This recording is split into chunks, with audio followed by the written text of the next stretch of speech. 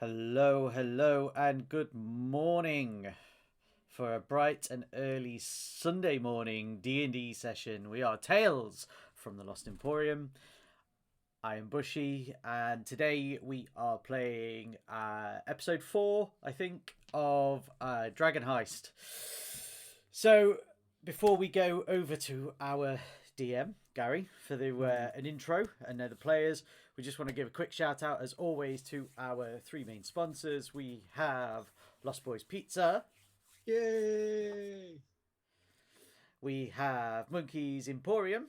Yay! And we have Shea Glass Games. Woohoo! Excellent. So, Gary, over to you while I drink coffee and try and remember what Fonkin's accent is like. Amazing. Thank you very much, Bushy. So, yes, we are in Waterdeep. Now, last week, the somewhat depleted band had a chance to explore some of the delights that were on offer. And they came across a wonderful warehouse of wonders, and they took offense to the guy trying to run the scam there. And threw him down to be eaten by his own behemoth, Bertha. Ah, lovely Bertha. And then they went and watched the Waterdeep Amateur Fighting Federation League exhibition match, which was Waffle. And they all took the role of some wrestlers. And our actual characters did all the background music for the wrestlers. And they had a great time. So that night went down a storm. They all got hammered. They went drinking with the fighters around Waterdeep, and they stumbled somewhat worse for wear back to the yawning portal with their rooms and where Dernan is. But for now, let's meet who we've got playing. So, Bushy, back to you. Who you playing today? Hello, I am playing Fonkin Philibrith, and I'm pretty sure this is what I sound like because I've said, "Is the big man doing this?" several times, and I think it's the big man thing that gets me into the accent. I'm a gnome warlock, and I'm a little bit grouchy. Brilliant.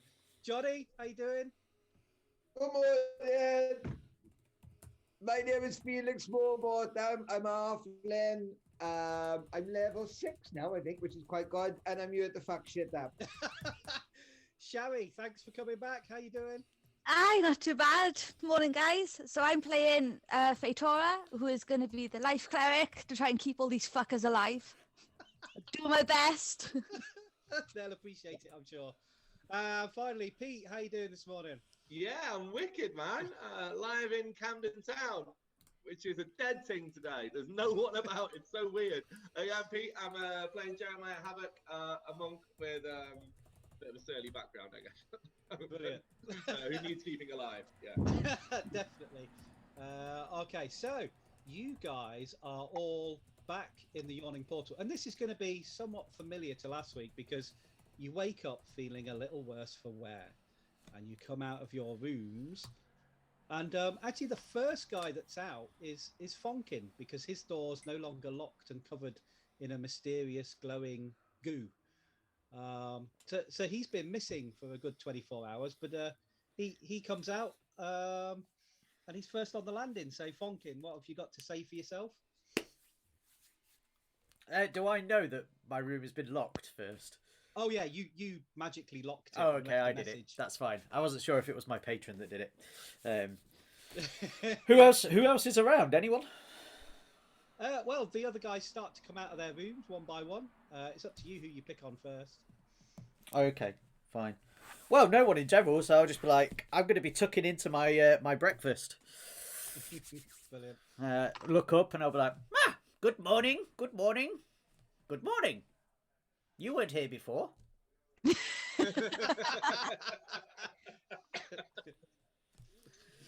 Neither were you. No, that's quite right. I wasn't. Yes. Well, Fonkin's the name, and I don't really have a game. Who are you? Fatora. Pleasure to meet you. Is this big man and big lass now? Say, Felix, do you just attract big people? don't know. My head hurts. All I know is there was wrestling. There was, yeah. At one point there was a monster. We went to a zoo or something. It's all a bit of a blur yesterday, but I look at the barkeep. I say, barkeep, something. There must be something for my head. And at that, Durnan's there again. He's like, yeah, sure, Felix. Give me a second. And he reaches below the counter and he comes up with another knife and he flicks a knife at your table and impales a watermelon.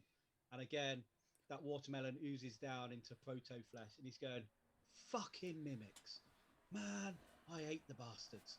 And then he brings over like a picture of fruit juice for you guys and says, there you go, tuck in.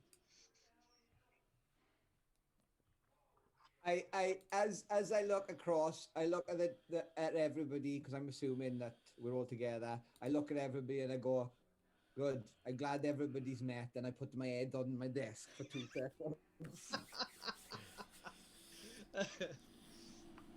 So, Fonkin, the last thing you remember with these guys is that you'd agreed to look into a missing person for one Volo, and you had drawn up a contract which Volo signed.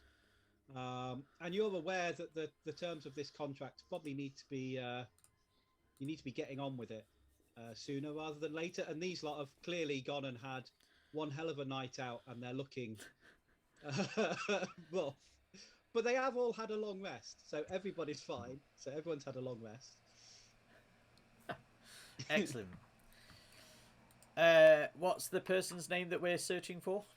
So what you remember is it's Floon Blagmar, and he was last seen outside the Skewered Dragon, which is a dubious tavern between Net Street and Fillet Lane in the Dock Ward.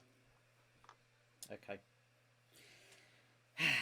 Well, it seems that we've all been somewhat predisposed, and whilst I think a day to, recharge oneself and have a good time is all well and good, we probably should get to the task at hand. We don't want to negate on that contract. I don't trust that Volo. He's a tricksy little fellow.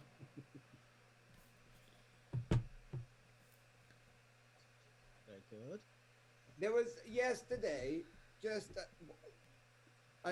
was there some kind of ichor? We came to find you, but there was like this ichor-y stuff all around the door, and I thought, I'm not gonna touch her. So what were you doing? I'm just wondering, really. I'm just interested. Well, if you are truly interested, I could probably introduce you to somebody if you'd be willing to make a pact with them. But let's just say I was talking to my higher power, if you will. The one that lurks in the depths. The little tickle at the back of your mind. I look across the other two, I roll my head, I roll my eyes and go, I'm ready when you are.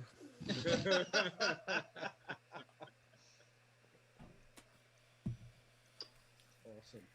So what's this contract you guys have signed? I thought you'd recruited another member. Instead, you just tricked her like you tricked me. Well. So.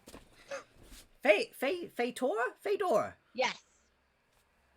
Well, so, Volo, we've decided to sign a contract to find Floon something or other. I think his last name's not important. But I know you're probably asking who has a name like Floon to start off with. But here we are, and we are trying to find this person Floon for Volo, and we get some goodies if we do. I can't quite remember what. The big man argued it out. And He did a good job. And he's writing a book with us, and we get a portion of the fees back. That's it. Right. So I think you need to be written into the contract if you want a portion of the fees as well. Yes. Brilliant. Okay, so are you heading off into the packed streets of Waterdeep once again? No, I'm editing the contract. I'm not leaving. Fonkin requires just the tiniest drop of blood in order to add you into the contract. Yeah, right. It's legally binding in the hellish sense of it. Cool. Prick my finger and go plop. Just on the paper there. Thank you very much. So the contract is modified. Yay! You guys fill up with a hearty breakfast. Felix guzzles gallons of fruit juice, and his hangover starts to lift slightly. His He's eyes, the baby of the group. his eyes are much less bloodshot now. I'm And ready when you are. I've got my best coat on. I got my nice blue one on today to try and cheer myself up. I'm ready when you are. Is it raining outside? Will I need something a bit thicker? definitely not. We are in the middle of summer, and it is boiling out there. Oh, I hadn't do a button.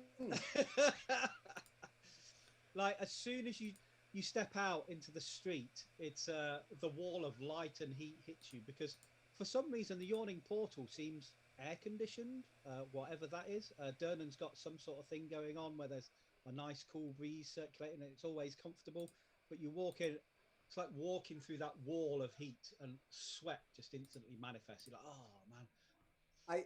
Because I'm used to sitting next door to my little gnome friend and he has this climate control. I've been sat next to him all the way through this because I think it's him. I don't think it's the aircon, because when he experience the climate change is from him. So when we go outside, I take a step outside and I look at him and I say, "Where's the aircon gone? I was lovely and cool here, now it's all gone hot again now in this place. Come on." So you head out into the busy streets, and Fatora, we'd already established you've been in Waterdeep a few weeks, you know your way around. And the guys had told you they wanted to go to this skewered dragon, which you've vaguely heard about.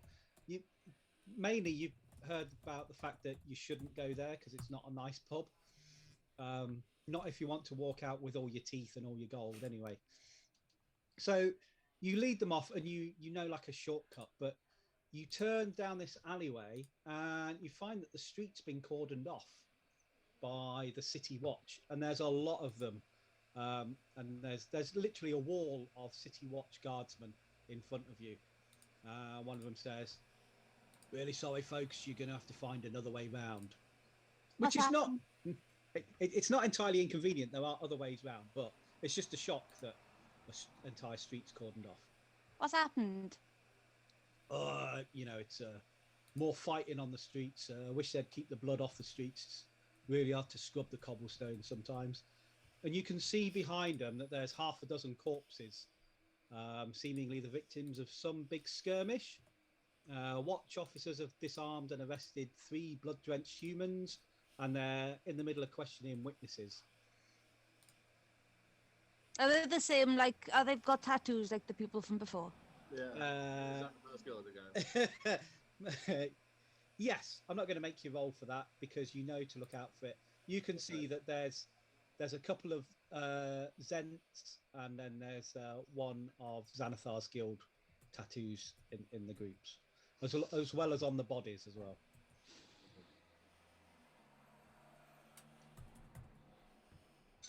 So it's clear it's almost open warfare on the streets between these two factions.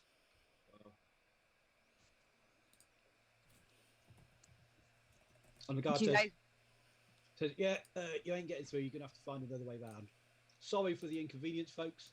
Enjoy your time in Waterdeep." Come on then. Let's not fight with the guards today. Right. So, tall, densely packed tenements leave most of the neighbourhood in shadow as you get to the dock ward. So leave most of the neighbourhood in shadow at ground level. So you're out of the burning sunlight, thankfully. You can see there's the smell of salt air and excrement linger as you pass the rows and rows of rundown buildings. On the corner of Zastro Street and Fillet Lane, there's a shop with a peculiar window display. It stands out quite a lot from the others because it has a deep purple facade, and in its window hangs a stuffed representation of a beholder. Above the door hangs a sign with the elaborate letters spell out Old Zoblob Shop.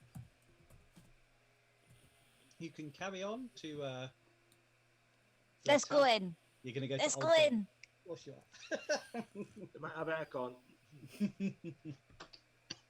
Oh, it I definitely think does. you guys will like this shop.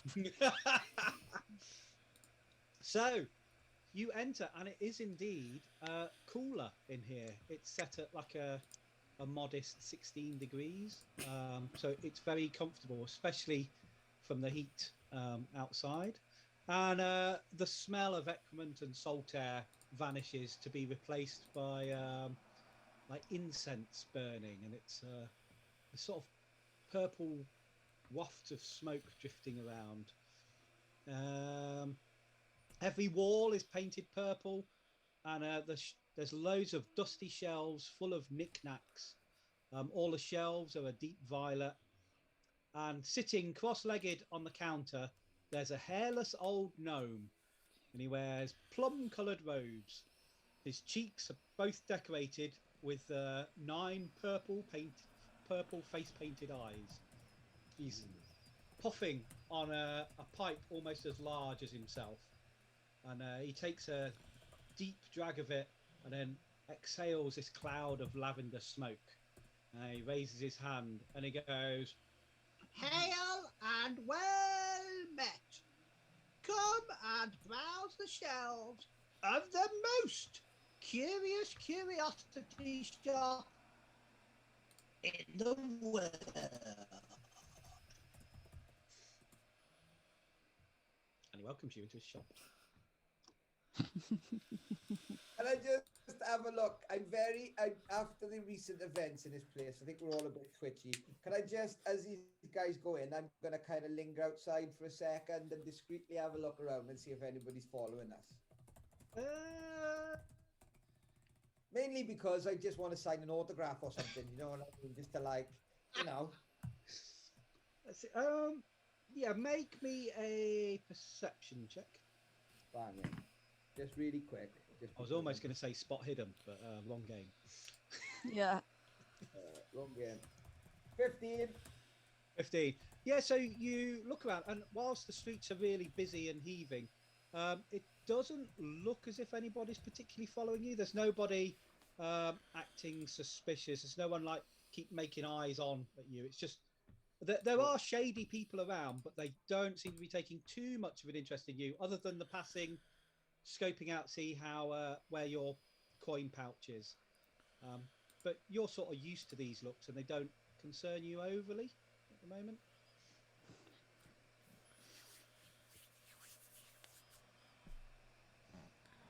So, are you all in Zoblobs now in the purple shop? I mean, it is an assault on your eyes. Everything that can be purple or lavender is purple and lavender.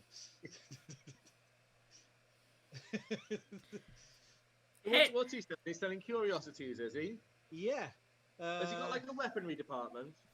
Unfortunately not. No. I mean, a lot of it looks like tat. If you think of the most tacky gift shop in Skegness or anywhere like that, or Southend, it's kind of like that. What's there? What is around? What can we see? Okay. If you want to look on one of the shelves, you want to pick something up. Yes. Okay. In that case, can you roll me a D100, please? Ooh. 100. 96. 96. Ooh. Okay, so you're looking at all the shelves and you see this thing folded up. It's a piece of material and it's sort of black, and you just catch the edge of a something white You're like, oh, this looks interesting, and you unfurl it, and it's what appears to be a slightly charred, hold pirate's flag, and it has a dragon's skull and crossbone on it, and there's various stains of blood and stuff on it. There's some other unidentifiable stains all over it, but it's clear it's a big thing because it's clearly been flown from the mast of a ship.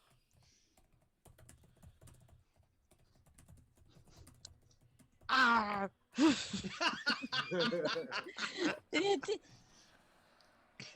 Again, it's tat, but it's mildly interesting. Can I pick someone up? Yeah, give me a D100. Is there anybody behind the counter? There's just the old gnome sat there, and he's just puffing on his pipe, happily letting you guys browse. Yes, him and he's Yeah. behind the counter. Cool. So I look across at him, and then I pick someone up. Okay, give me a roll. D100. Oh, allow. How do you do it? Oh, that one. Is it that one? Yeah. Roll 2d10s and make the first one a 10 and the second one a unit. I'm gonna roll in my tower because that sounds bloody complicated.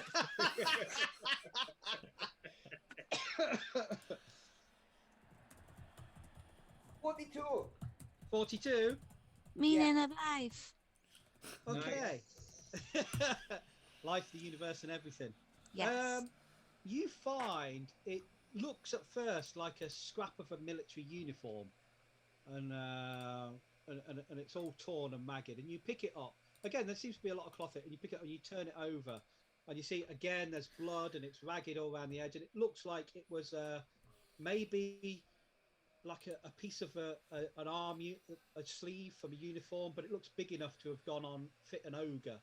And you see that it's actually like 3 sergeant stripes, and then there's a curious little symbol at the top, clearly denoting what army they were from. This shop Right, is can I full, roll- it's full of Can I tat. roll? Can I roll something to see if this thing is it? I just want to assume, is this something really good, or is this just literally a charity shop? Like, You don't even need to roll. You've looked at these 2 items. You're like, oh my god, there's so much shit in here. What's he smoking? There's Well- got to be something good on the shelf somewhere, though. It's got to be worth What's a he- rummage. It's got to be worth a rummage. What's he smoking? There's still this lavender smoke, and like his eyes, the pupils in his eyes are abnormally wide. Like he's fucking high as a kite. right, result, we found what we need then. Yeah. But Instead he of is looking- loving life. Does he sell it? Does he sell it? Yeah, exactly.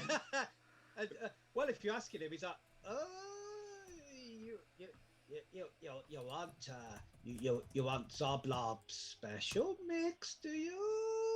I want Zoblon special, mate. And he's like, "Oh." I know he's sort of quiet for a bit, and then he snaps out. And he goes, "Sorry, what?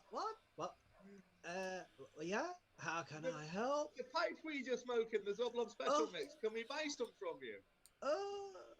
Yeah, and he reaches in to, like, he's got a pouch and he pulls out and there's a tiny little pouch and he goes, "Yeah, still in date. Yeah. 2 silver shards, Yeah, I'll buy it. and it will open up all of your eyes on 10."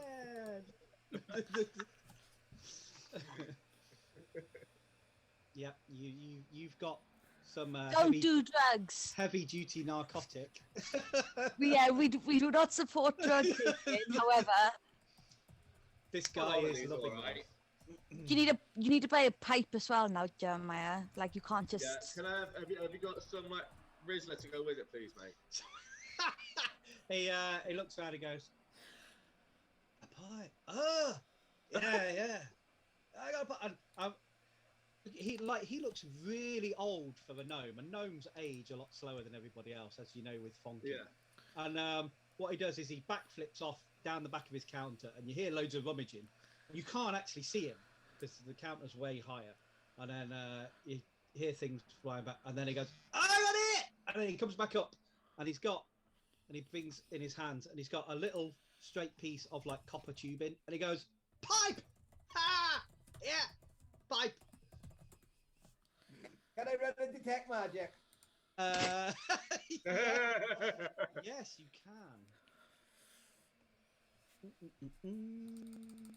Right. Yeah, I think it does an area, then I basically this whole room, because there's loads of crap in here, and I'm like, we got stuff to do, but I don't really want to miss something good. And Jeremiah's just found really kick-ass stuff. What the hell? I can guarantee you there is nothing kick-ass in here. However, you do notice that the stuffed beholder in the window definitely has enchantment magic on it.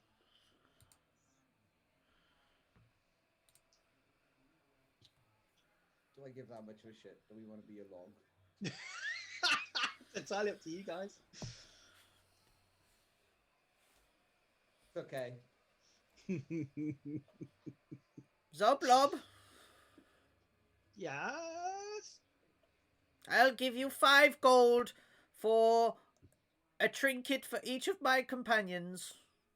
That's- done.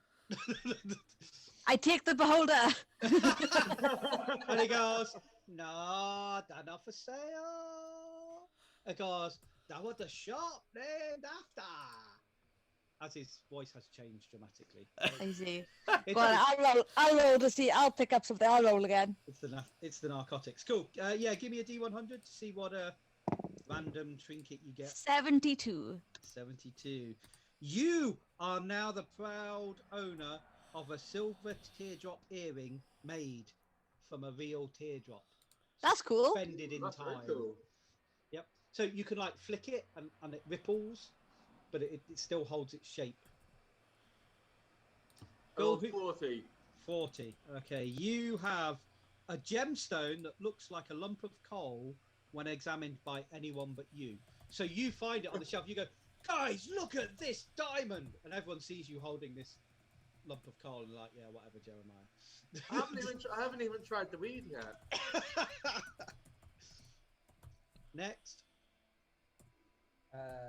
I did 60, 62, was it? 62. 62. Okay, you find a small silver skull the size of a gold coin. Okay.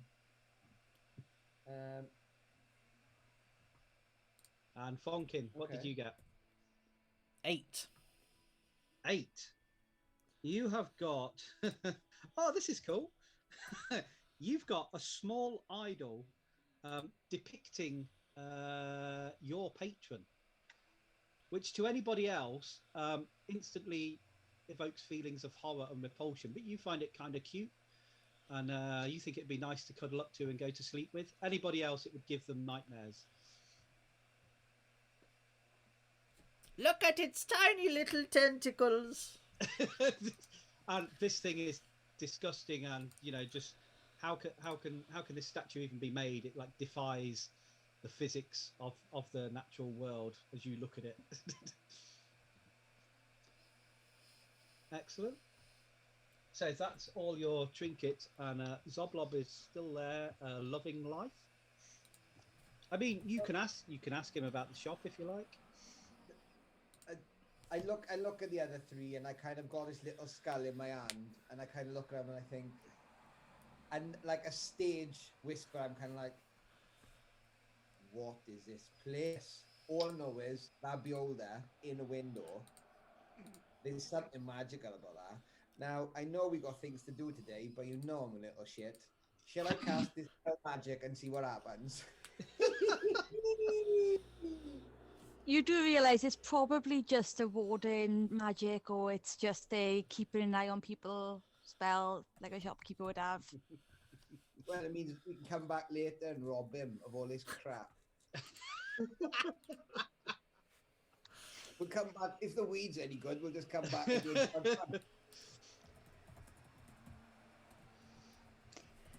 I'm just gonna. Can I cast the spell magic? Go for it. Yes, you can. I'm doing it. Yep. Is that going to dispel all our magical items? It can be targeted, can't it? Yeah. So you can do it on just the stuffed beholder if you like. Yeah, just the beholder. I'm just going to dispel magic because I can't. Bugger it. Okay. I'm not going to check what it is. I'm just like, mad. Because there's so much crap in here. That can't be brilliant. It's like...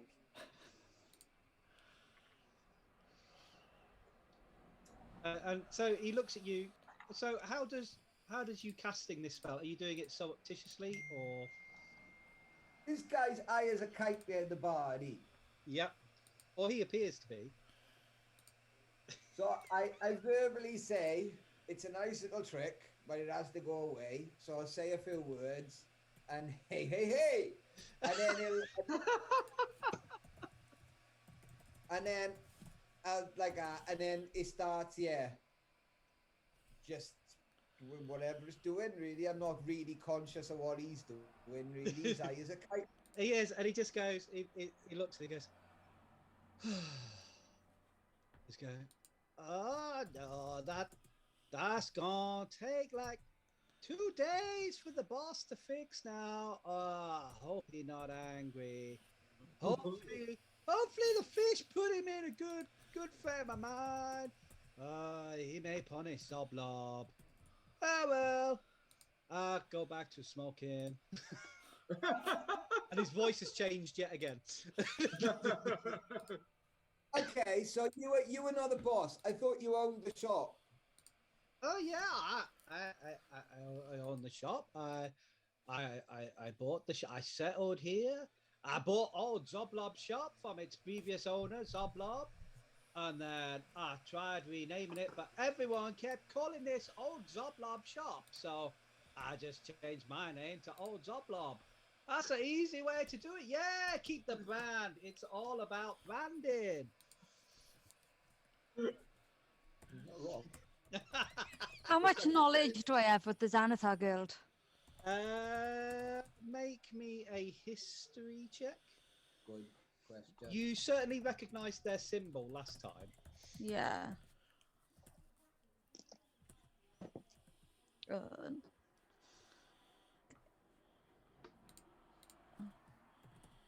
11. Okay, so you've heard of them. You know enough to recognise their symbol, and you know enough to know that the Xanathar Guild is rumoured to be, the guy at the top is rumoured to be a beholder, and that he's rumoured to be batshit crazy. Yes. I'm gonna point the beholder in the window and go, "Is that your boss?" As no, that's Zoblob. That was the guy before the shop. that we bought them off. And he goes, but the boss likes the eye that Zoblob has. He likes to see what go on. So he always watching, see what happens out in the street. Anyway, what are you guys doing here? You seem far too well dressed to be in these parts. I am bright blue. I do not know what you mean.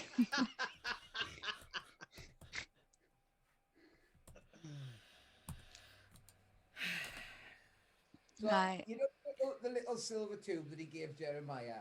Well, Yeah. I'm assuming it was a smoky pipe, or was it a... No, it's just It's a just piece of plumbing. of copper pipe, yeah. Okay, cool. I look at the other guys and I'm like, well, there's a beholder back here. We're going to have to collect one of them for the book. Just saying. I'd like to, as much as this guy thinks he's in control, for me, us being in control of this thing is much better, because he's a knobhead. I remember he was a knobhead. This guy is, he's done, that guy owns that place, is lovely, and he's done him over. Are you just trying to own every business in Waterdeep?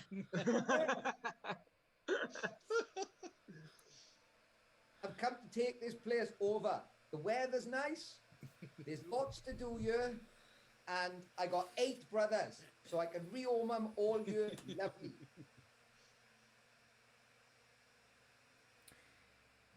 I think we're forgetting the job at hand again. As interesting as this gnome is, it doesn't get us any closer to Floon.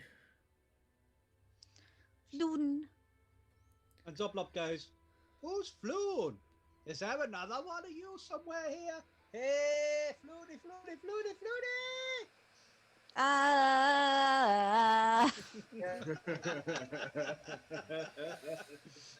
I would like to point out that this gnome does not represent the race of all gnomes. We're not all as crazy as this one. And he goes, "Yeah, some of us are as crazy as he." I'm just going to walk out of this party. I've got my earring. I'm going to walk out. Yeah, I'll put my enormous diamond in the fold of my robe safely, and then go outside, pretty pleased with myself, and soak up some sunshine. And the other two? Yeah, I'm out. I'm out the door. I've seen everybody leave. I like mental note. I can remember where this shop is. We opened there. I didn't out the door. I'm gonna poddle up to Zoblob, and I want to size him up and work out if he is genuinely just off his tits. Okay, give me an insight roll. Yes, he is. That's a 3. So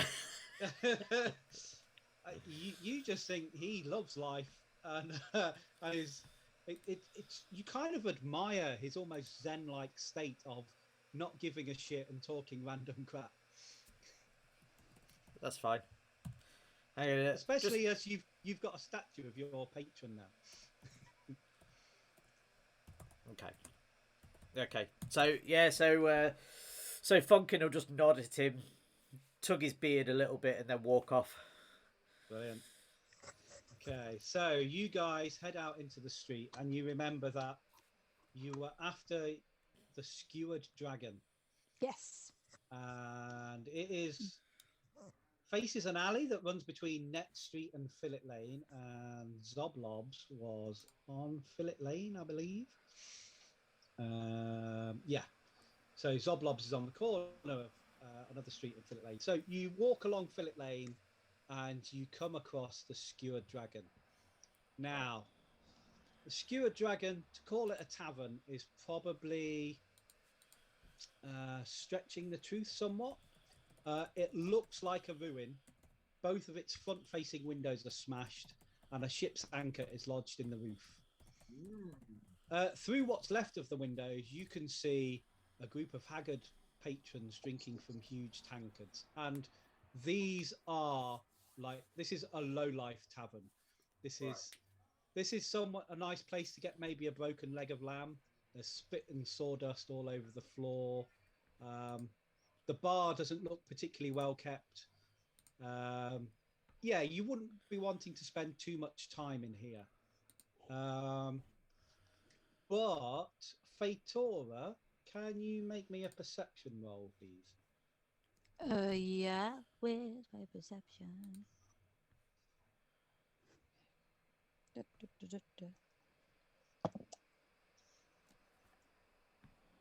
15. 15. Okay. You can see that there's a number of Zents in here enjoying a drink.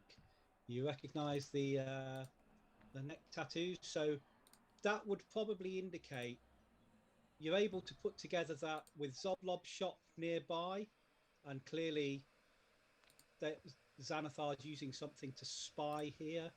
That this is definitely Zent territory that you're in. Cool. I'm going to hide my gold, my pouch of gold. Yep. Since having that on the show isn't going to be any good. What do I have?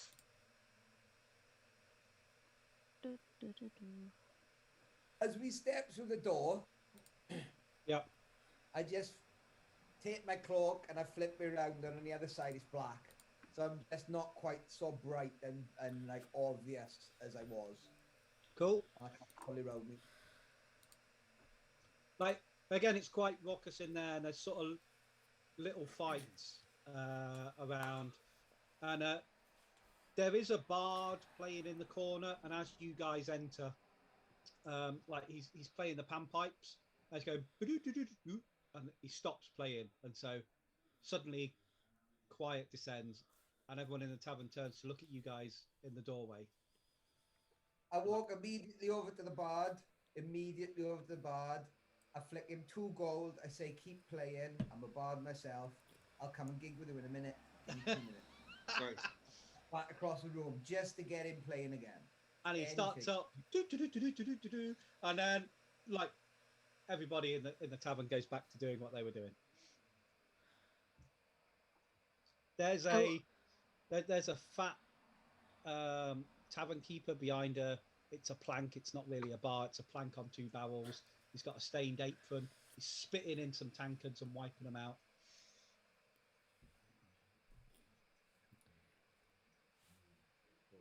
Barkeep, Yes. do you have anything in bottles? Do you think I trust this lot with glass? No way, son. Do you have any cups that you've not spat in? Well, why wouldn't you want cups that I've spat in? At least you know it's halfway clean that way. Are Yes, you saying I've got diseases? Well, I mean, you could have. I'd just rather not find out by drinking your fluid, to be honest. Well, know this: the beer is strong, so if there's anything in there, it'll be a match for any other disease that's floating around. Well, you sell a good beer, I guess, so sold. 1, 2, 3, 4 beers, please. Okay, that's Thank you. that's 2 copper nibs because beer is cheap here. And, Cool. he pours these tankards and he puts them on the plank. Cool. Jeremiah still gets a beer, regardless of him saying no thanks. Right. Well, what I do then is I pretend to drink it, but then constantly spill it on the floor. And pretend to drink it. Oh, that's fine. At the last mouthful, I just chuck it over my shoulder. Fonkin has absolutely no intention of drinking it. He's just bought it. So make me a dex saving throw then, Jeremiah, because you're throwing it over your shoulder. You don't want it to cover someone unintentionally. Oh shit! Bar 17. fight. Bar fight. 17. Bar fight. You just managed. 17. You just managed to miss a big guy with an eye patch and tattoos all the way up his arms. As it sails past him, he didn't notice, thankfully, and it just splashes harmlessly on the floor. I slam the glass down or the cup down on the plank, and I say, "Barkeep, that was the finest ale I've drank in years." Awesome, you can have mine. So I do exactly the same routine again, and I just sort of spill it all over the place.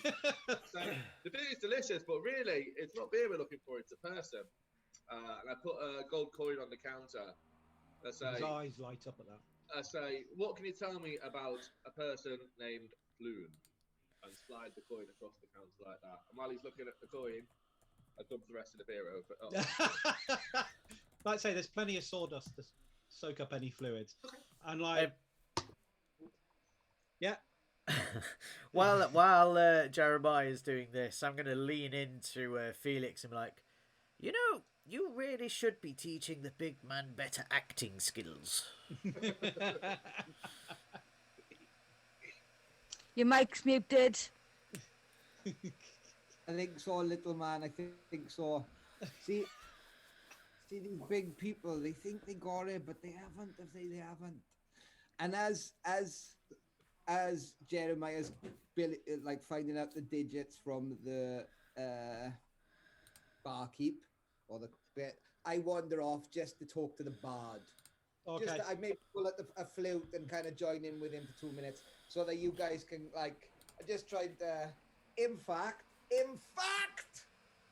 I'm gonna do. What's going on? I'm gonna do an enthralling performance Ooh. Cool. They haven't seen the likes of bardic talent in a tavern like this for many a year. So you do entrance the patrons, and the bard is happy to have someone duetting with him. But meanwhile, the barkeep slams his hand down on this gold coin, and then it's gone. And he's like, so yeah, what? Who you after then? Happy. I have no loyalty to these patrons, so yeah, I'm happy to give you any information you want, especially at that price. So what can you tell us about a person called Floon? Floon. Well, I can tell you this for certain: he's not a regular. Have you got a description of him, maybe? You got a description of him? Yeah. There was. Red curly hair. That's the one. He's on fire, is Shari like? Well dressed. Yeah, he was really well dressed with red curly hair. And he's going. So tell the barkeep that then. He was really well dressed. Yeah. A couple of nights back, he was in here with that guy, famous writer. Volo. Volo. Yeah. They were in here. They lost an awful lot of money. But then, if you're gonna play dice, if you're gonna play a fixed game of dice, expect to lose all your cash. If you know what I mean. But yeah. Couple of nights back. Yeah. They were. Yeah. He was in here. I remember. Who were they playing dice with? Oh, just some of the local shipwrights. They were. I remember Volo leaving, and then there was another guy. Oh, he was the spitting image of your. What did you say your guy's name was again? You after? Floon. There was another guy, spitting image of him, dressed almost identically, red curly hair. They looked like twins. They did, and they had a bit more luck with the gambling. I think this guy had got his own fixed dice. It was, and You see what? Yeah, they were definitely here. They were playing with the guys. Now what happened? Oh yeah, when they left, and he looks around and he goes, let's just say some tattooed guys followed them, and well, it's entirely possible those guys didn't make it home. Which direction did they go? Good question. It serves. Are there any tattooed people in the bar? Yes, there are some with the Zent tattoos. Is there a group of them together? Yes, there is. Like, is there a group of, like, I don't know, 3? Yeah. So can I use my enthralling in performance to charm them? Of course you can. Now the barkeep says, now if these guys did leave with your friend, it's entirely possible that you might want to check out a warehouse on Candle Lane, but I didn't say anything about that. And then he goes back to busying himself spitting in tankards, and he like glances over at this group of 3 guys. But yep. So Felix, you have charmed these 3 Zents. They're like really. I have got a right. Okay. This might kick off, and we might have to get out here quick, right? So I've messaged these 3 beforehand, because if I fail on these, they'll know, and we've got to get out here quick. But any information we can find out of this warehouse. Not that I know about the warehouse yet, but you see what I'm saying. Brilliant. So, have you got a roll to charm them then? No, it's 3 charisma check. It's 1 charisma check for the group, and it's a 14. Okay. They rolled a 2. There's no way they've got a 12 charisma bonus. So I kind of send the message again to the other guy saying, come over here a sec, and just nice and discreetly. Don't look, don't like. Like these guys are well into this tune that you're giving, and they're nudging Cool. each other, going, So- "Oh, he's good, isn't he? He's good. Yeah, brilliant." So I stop playing. I come and join the other guys by these other three people, and I look these three in the eyes, and I say, "These are my friends. These are my lovely compadres who are with me this evening." And I look at the first tattooed man, and I say, "What's your name?" There he goes. I'm Barry. Hello, Barry. Hello. Good Yeah. evening, Barry. How you doing? I'm very well. You know, I think we have a little connection. I believe possibly you might know a warehouse that I might have to visit this evening. He goes, "Oh, you're in. Oh, where we keep all the secret stuff." Yeah, of course, do. Yeah, Candle Lane's dead easy to find. Oh man, yeah, you've just got to look for the snake symbol. Because this snake symbol here, we plaster it everywhere. No one seems to notice. It's amazing. And that right, Harry? He's going, "Oh, yeah." Amazes me why the City Watch haven't seen it. I mean, everywhere it is. It's like so obvious. But I guess that's the trick to it. That's why, isn't it, Larry? And I was like, huh? Oh, I love the song. Yeah. So Barry, Harry, and Larry. What? Right? This is what happens when I make stuff up on the fly. Amazing. So I look at Barry, Harry, and Larry.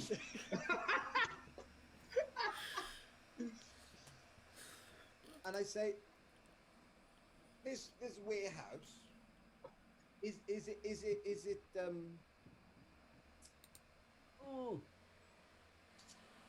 it well protected? Do you need, you see, I work for a consultancy security company that offers security to large corporations like yourself that want to keep things secret and under the key, as I see you can do.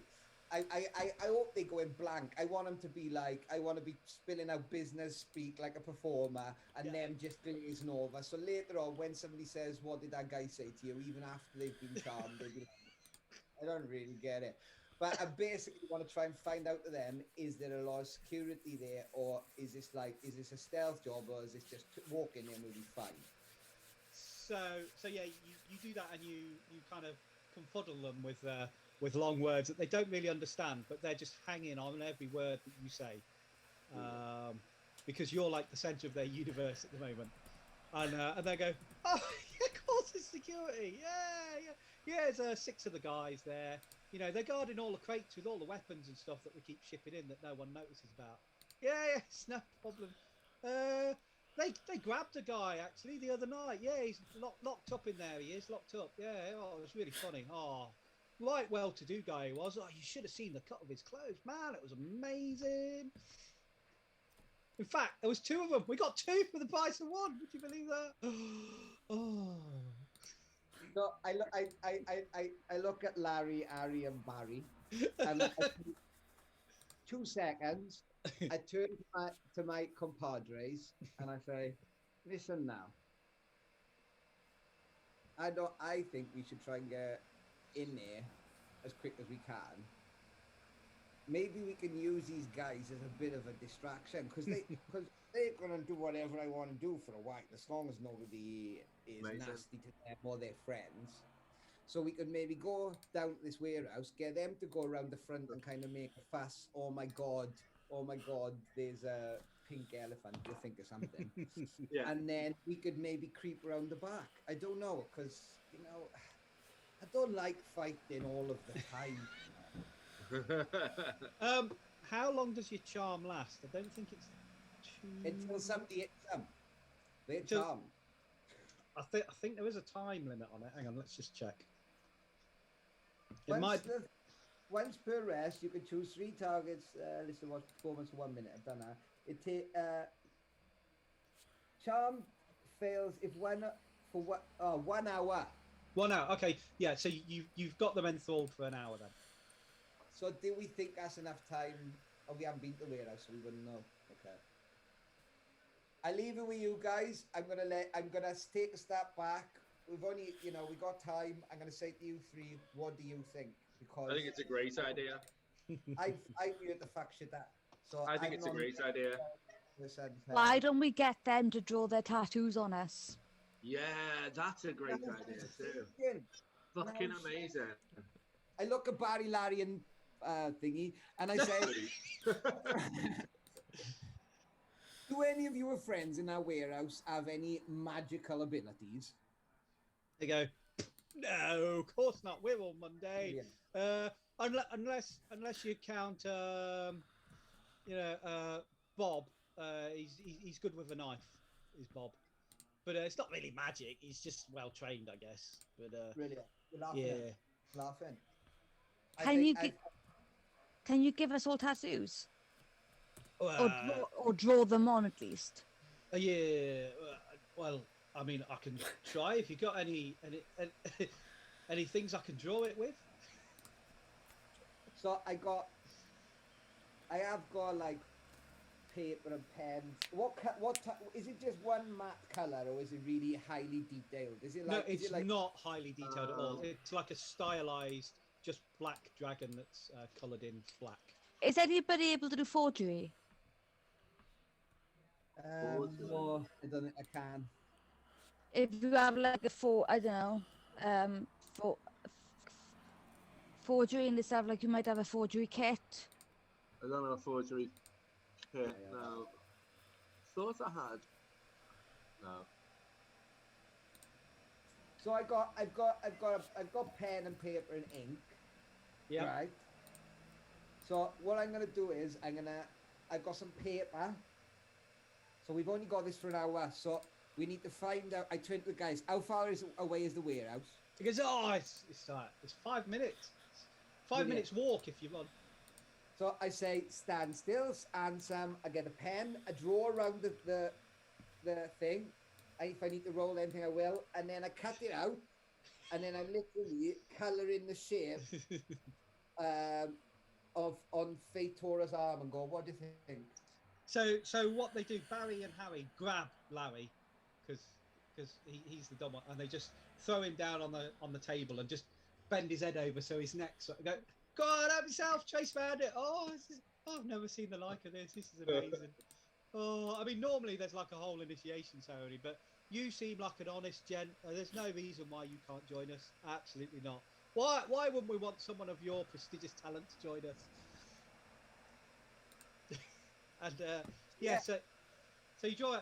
So what I'm gonna need is probably some sort of performance. I think we'll do in order to successfully copy it across to another person. 22. Easy. Nice. It's an accurate representation. In fact, they look at it and go, "Oh, it looks really good. It's like so much better than ours." Do you want to touch ours up while you're at it? I'll touch you up later.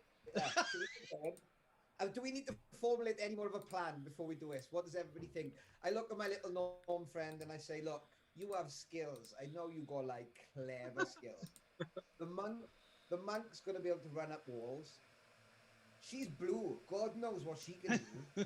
Like, there must be...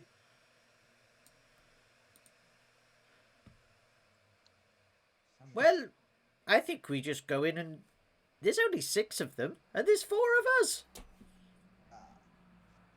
Yeah, coming in. So, as you go to head off, Barry goes, wait, there's one thing we forgot to tell you. It's the secret knock. And he goes, you got to come close for this, because we don't want just anybody knowing this. And he like gathers you all conspiratorially around this table. And he goes, now, are you ready for this? He goes, now the knock is... And that's it, okay? And then that will get you through the door. He goes, do you want me to repeat that? It's really important. Yes. Yeah. He goes, okay. Quiet now. And, yeah, have you got it? Felix, have a quick practice.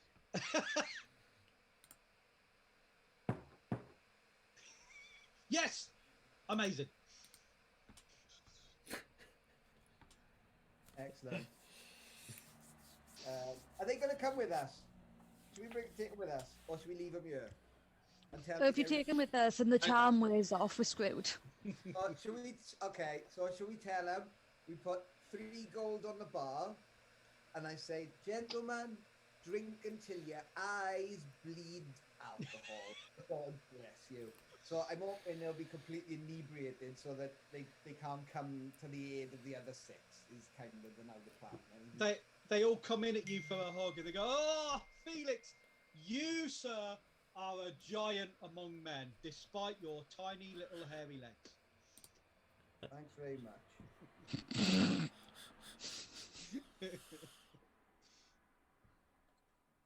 And I punch him in the face. Yeah. Right. No. And they proceed to get absolutely wasted in the bar. I mean, the barman is so chuffed. This is like more gold than he's seen in the last 2 years. Right, you're in a bit, Come on in, let's go. Right. Yeah. Are you off to Candle Lane? Let's see. That's my new tattoo.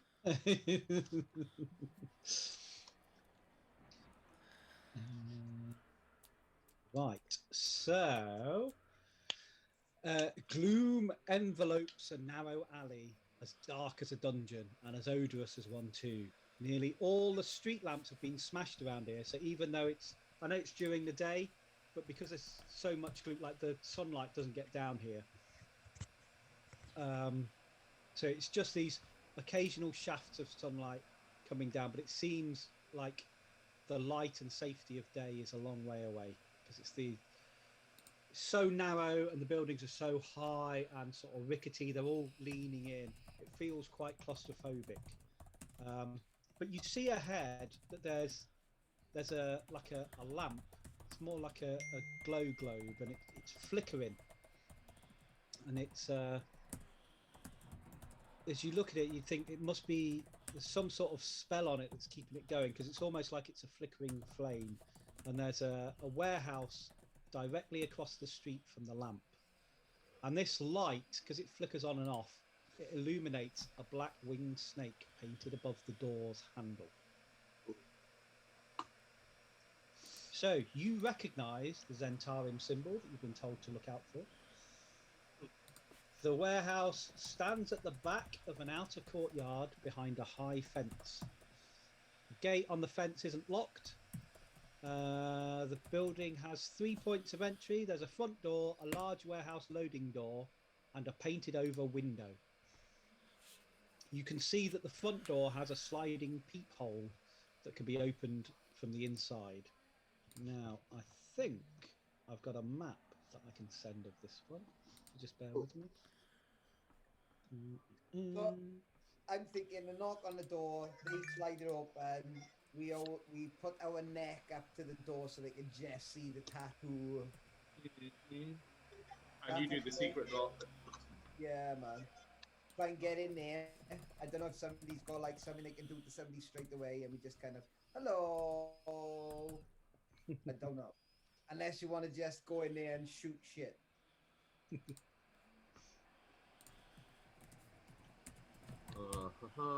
I mean, we could, go round the back. Maybe one of the big ones could throw one of us through the window up at the top. We can do that. It is 2-story. So you're currently If it's 2 stories, I'll probably get up there. You're currently outside, like the fenced area. So you're in the street at the moment. Yeah.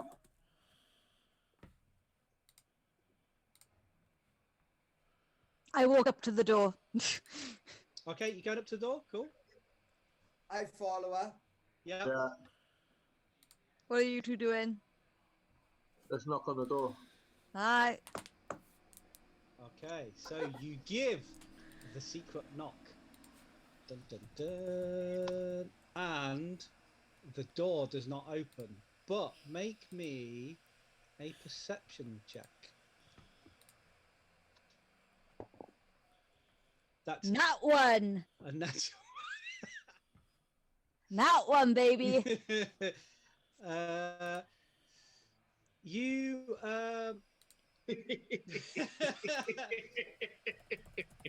you knocked a bit hard on the door and it hurt your knuckles somewhat, and you're too busy going and like trying to heal your knuckles because you've scuffed them and you're just casting like some minor healing spell to repair them, that you're not paying any attention to what else happens. You're wholly engrossed in fixing your own knuckles. Yep. What did anybody else get in perception? Oh, 14. 14. So, Jeremiah, with a 14, you hear scuffling from inside, like furtive scuttling. Like a creature or like people moving quickly? People moving quickly and surreptitiously. So people have scattered upon hearing the knock. Yes. We know that people are scattered upon hearing the knock. That's what you could probably assume from that. Cool. Thank you. I knock again because no one's answered the door. Nice. Nothing happens. Let me in! I start sizing up the window 2 stories up and thinking, I can probably get up there. Is the door locked? Let me just check. It's that, oh, you didn't turn the key, isn't it? Yes, it is locked. You can try and pick the lock or force the door. And we'll just try and, force the door. Okay. Barge it. Fuck it, barge it. So if you're going to barge it, can you give me a strength athletics check, please? Yeah. How do... 18. 18. Oh, yeah. So 19. you take a couple of steps back, and then you charge and you splinter the door. And so it slams open. And as you do that, you stand in the first bit of the warehouse and you hear echoing around the room that you're now in. So, in front of you, you can see tables and chairs have been carelessly tossed across the floor. The corpses of a dozen men lie along the walls. Oh shit. Rapiers and daggers lying nearby. Wow. On the north side of the area, there are stairs that rise to an open level above. It's like a mezzanine floor.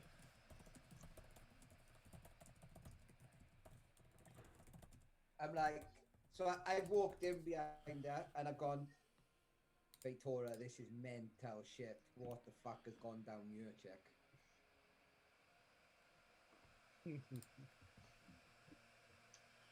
I will.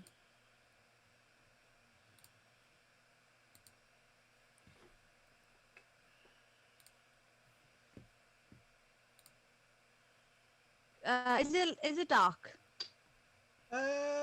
It's gloomy, but it's not pitch black or anything. You're okay. There's occasional torches inside here. I can't see anything. No, it's just like you can see there's been like a big fight here, and like there's boxes and crates with various goods lying around. Can I climb up on top of some of them to get an advantage point? Yeah, you can. It won't give you that much of an advantage, but you can look up. Give me a perception roll if you're climbing up on one of them. Well, while she's doing that, I'm gonna just quickly tap the monk on the shoulder and say, "You are fine, you are fine, you are monkey all the time." And then I'm gonna say to him, "Have a scout around." Like, no, I'm gonna say to it. I say to Felix, I say, I think whoever did this might still be here, and the only place they can be is upstairs. If they're upstairs, then they're gonna come in here after us. So I'm gonna jump up through the window upstairs and come round from the other way and try and make sure no one attacks you. Well, I got a 14.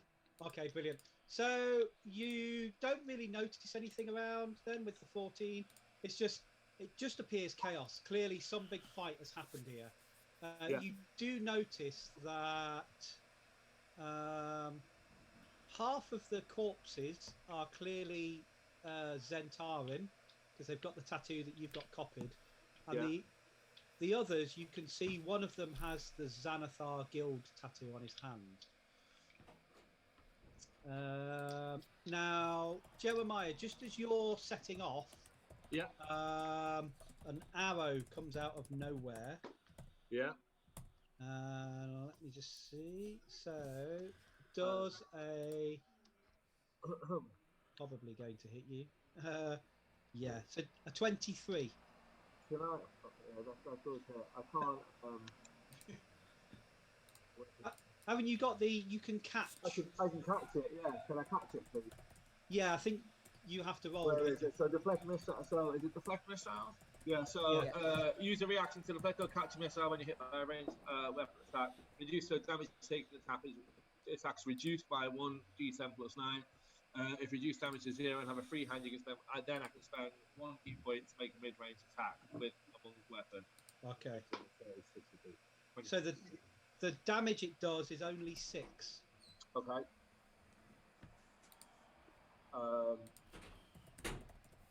So damage I take reduced by 1d10 plus 9.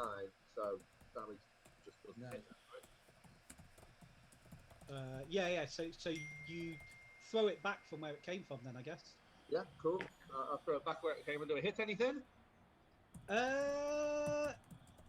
Yeah. How much damage does it do? The same amount of damage again, or does it do? You've got to roll to attack and I've got do a like a normal roll to attack. attack. Yeah. Okay. It counts If as I can catch it, I can roll to attack. Yeah. Yeah. Okay. So I guess that's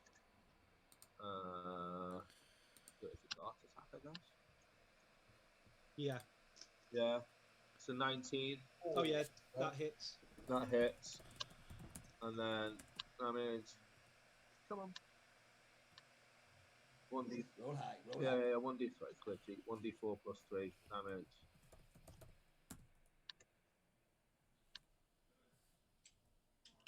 So damage is 4. 1d4 plus 3 is 4. Okay, you see it thud into a dark shape behind a crate, and you hear what can only be described as a call, like a bird screaming. Okay, can everybody roll me initiative, please? Du-du-du.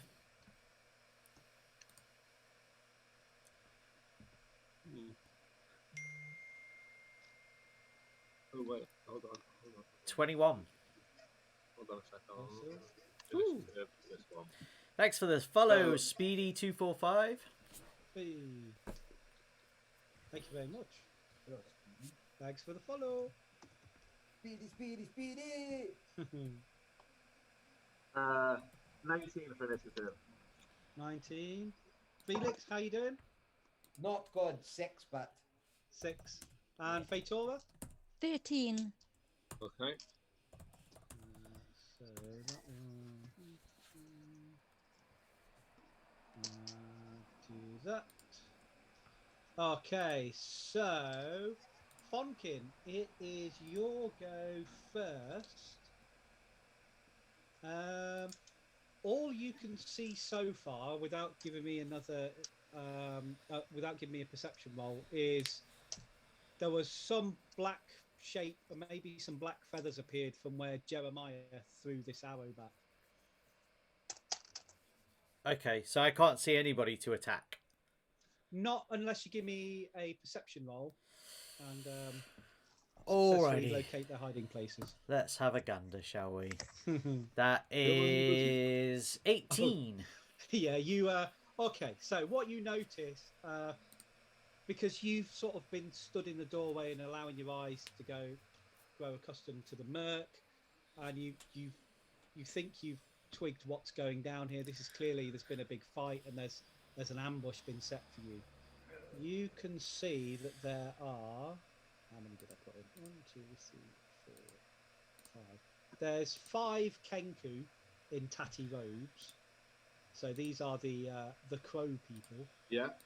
And then there's another one who's got very posh robes and is dressed a bit like a ninja. And they're all, Ooh. yeah. So they're all hiding behind various different crates. So there's 6 of them in total, and they've got it so that they can all see the doorway that you've emerged from. So they're actually all. Let's say they're all across the top. You see where there's Is this pillars? inside the building? Yes. So I can see this. So Well, I'm looking at the map. I'm looking at the map. yeah. Which door did we come through? There's the big warehouse door. There's a little door next to the warehouse door, and then to the above that is a horizontal door. Yeah. So above it is. Oh no, sorry. It's the one next to the warehouse door. So you're down the bottom. So you're close to Z1. You're the bottom left corner, Right. which is sort of middle of the page, and you can see that there's like 3 at the first row of big boxes, and then there's another 3 of them at the very top row of boxes. Cool.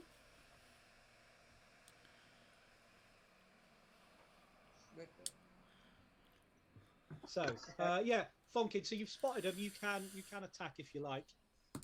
Alrighty. Let's Eldritch Blast these mofos.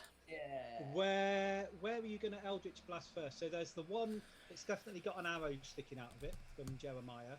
Yeah. Then it's got 2 mates with it, and then there's 2 further back with the guy that's dressed like a ninja. Ninja. The ninja crow. Ninja. So it'll be the 2 without the arrow, but next to the guy with the arrow. Okay, cool. Yeah, hit them. First one is 25 to hit. Beam 1. Yeah, Nice. that hits even with their cover bonus. That's 7 points of damage. Cool. And then to the second one, it's only a 13. Yeah, that doesn't hit, unfortunately. That's fine. And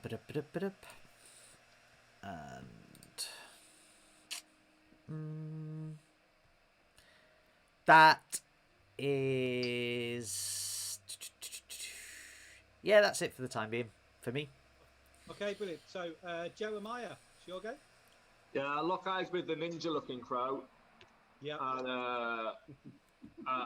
my spidey senses start tingling, I guess.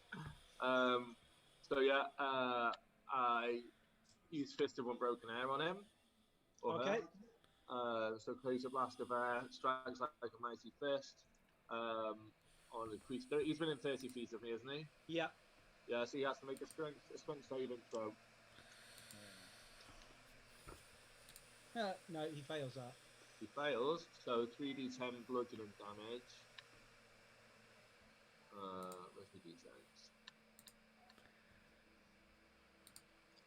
3d10 plus an extra d10 for every additional key point to spend. So I'm going to spend 2 key points on him and do 5d10 of damage. So 18 bludgeoning damage. Ooh. Okay, so yeah, you send this wall of air and energy at him, and it shatters the crates all around him, and he gets flung back against the wall and sort of hangs there for a bit before shaking his head to knock off like the momentary concussion that he suffered. But he is still on his feet. Is there anything else you want to do? You have more than one attack, Jeremiah. Yeah. I think while he's still on his feet and he's stunned, I want to get up close and personal. I just want to go over and attack him with flurry of blows. Okay, so you're going to run up to him. Cool. Yeah, can I use flurry of blows? Yep. Where's it gone?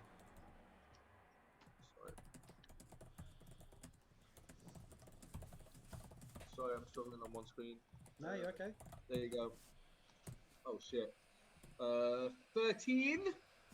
Yeah, he sees you coming, like you're sprinting up there, and you launch at him, but he easily ducks and spins round to come round behind you.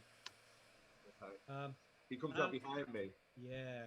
Okay. It is his go next. Of course it is. Right, so he has 2 attacks as well. So he's going to attack you. Okay, that's not so good. So he got an 11 and he got a dirty 20. So I'm guessing the dirty 20 hits. Dirty 20 hits, 11 doesn't. Okay. So he does 11 points of piercing damage. Okay. And then you need a con save for me, please. Good. Con save is not good. It's 3. Okay, so you also take 6 points of poisoning damage. So Okay. as he, so the wound doesn't. You think you can brush this wound off easy? Like he's just caught the top of your bicep, but then this stinging sensation hits you, and you are now poisoned. So you're. Right. Do you remember Okay. what this was like? Yeah. It's fine. It's fine. It's fine. As long as I don't go back to drinking, I'll be all right. What does the poisoned effect do? I believe I'm rolling with disadvantage. On Yeah. that situation, isn't it? Let me just double check it again. How long am I 'cause- poisoned for? Hang on a minute. Can I just say something? He's got a bardic inspiration. Oh yeah. But does that mean he can roll again for ability checks, for saving rolls, and he gets the roll on that Did I get poison? advantage on the con saving? Is that what you're saying? No, it's not advantage. It gives you an extra. Is it a D8 or a D10? Is it, Johnny? I'm just looking. 2 seconds. Oh, you fucker! Why you calling me like that? Oh, bloody thing. Hang on a minute. Yeah, sorry. So quickly, poisoned is disadvantage on attack rolls and ability checks. Okay. Actions, equipment, spells. Why is it all changed? Why is it all changed? My screen's just changed in front of me. I think it's a D8. Right. So yeah, you would get an extra D8 on the save, but you rolled like a 3, didn't you? I rolled a 7, yeah. A 7. I think yeah, I rolled a 7. I cleared my screen. Oh yeah. Okay, you. You should be able to see it in D&D Beyond. I think it was a 7, yeah. Okay, yeah. So you can add the D8 if you like. You're gonna need a good roll though. Come on. I got 6 on the D8. Yeah, it's not good enough. You needed the highest score possible on the D8, and you could have negated it. Okay. I tried. Good. That was still cool. So, the Kenku, the normal Kenku, get their go now. That one is going to shoot at. Well, Jeremiah's gone up to the top, so it's going to be between the other 3. So 1, 2, it's Fonkin. 3, 4, it's Felix. 5, 6, it's Freitora. Okay, so it's Fonkin. So this guy, he restrings his short bow, and Fonkin, he gets a 23 to hit, and he does 8 piercing damage. Okie dokie. The next one's going to shoot at Felix, Bastard. and he only gets a 14 to hit. Is that enough? Yeah. Bastard. Okay. He does 8 piercing damage as well. And then Motherfucker. the last of this front 3, he's going to fire at Freitora. He only gets an 11. I don't think that's going to hit. No, that's a miss. Meanwhile, I'm sorry, other DM. How much damage was it? 8. Sorry. 8, yeah. Yeah. Thank you. Okay, so the other 2 that are at the top with the boss, they're both going to run in and attack Jeremiah with their swords. Cool. So, I'll roll them both at the same time, so identical. Okay, so one got a critical fail. He got a 1. Right. But the other one got a crit. He got a 20. I rolled opposite ends of the spectrum. so I'll do the critical pass first. So he does. He does 8 points of piercing damage to Jeremiah. However, the other one does 4 points of damage to his own mate. In order to get the critical, he literally leapt in front of his friend, and his friend couldn't pull the blow in time. Fatora, it's now your go. Cool. Where is everyone in comparison to me? Okay, so you're down at the bottom with Felix, so right at the bottom of the page. So you're down there with Felix and Fonkin. Jeremiah's gone running right up to the top of the map to engage the boss. How far away is he? 10, 20, 30. He's like 50 feet. Oh, you motherfucker. I'm double checking something. Okay.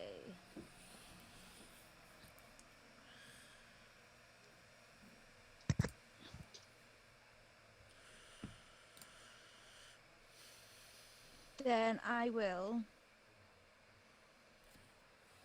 Oh, you such a twat. Well, the thing I was gonna do, he's too far away for me to do. You ran off. This is what Jeremiah always does. I know it is. Right. How metagamey are we doing in terms of them two are pretty much okay. They've only taken 8 damage. You gotta do whatever you want to do, however you want to play it, and however you want to do it, you do it. I like to play as the character. If you play and you do whatever you want, we have fun. If you want to take the decision to not heal stupid, that's perfectly fine.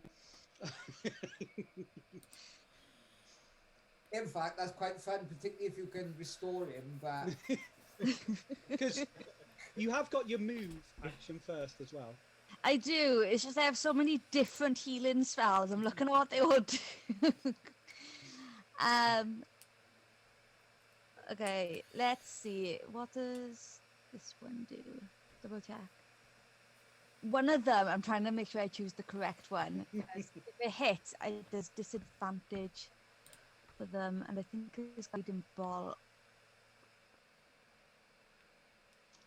she's going to have mental spells, Jeremiah. She is going to have mental spells. She's a Right. I'm going to move 30 feet towards Jeremiah. Yep. Okay. I'm going to yell out to him to, like, basically get within touch range of me for my next turn.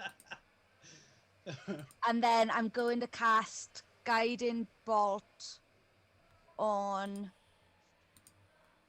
As long as basically he can do all his fighting for next turn, but he needs to end his turn near me. Yeah. But I want to cast Guiding Bolt on whichever one's closest. Which one's been least damaged? Well, so you've got three of the Kenku that have been firing the arrows really close to you now. They're within like 10 feet of you. And then the other 3, there's the boss one and 2 others, are surrounding Jeremiah. So in order to come to you, he's going to have to somehow break out of combat anyway. Well, he can take attack of opportunities. I can heal him. I'll target the boss man. Okay. As a form of like discipline with Guiding Bolt. Yep. So I've got to make a ranged spell attack. So if I click cast, if I click cast, that should work. I don't know. How do I roll for it? Oh, this one. Yeah. So I rolled 11. 11. That it goes wide, unfortunately. So it's because you've just run up and you're panicked about Jeremiah and it's I took am. your aim off. So your guiding bolt hits a crate and it bursts into splinters. Well, damn. Have you got anything else you want to do? Yeah, I'll cast what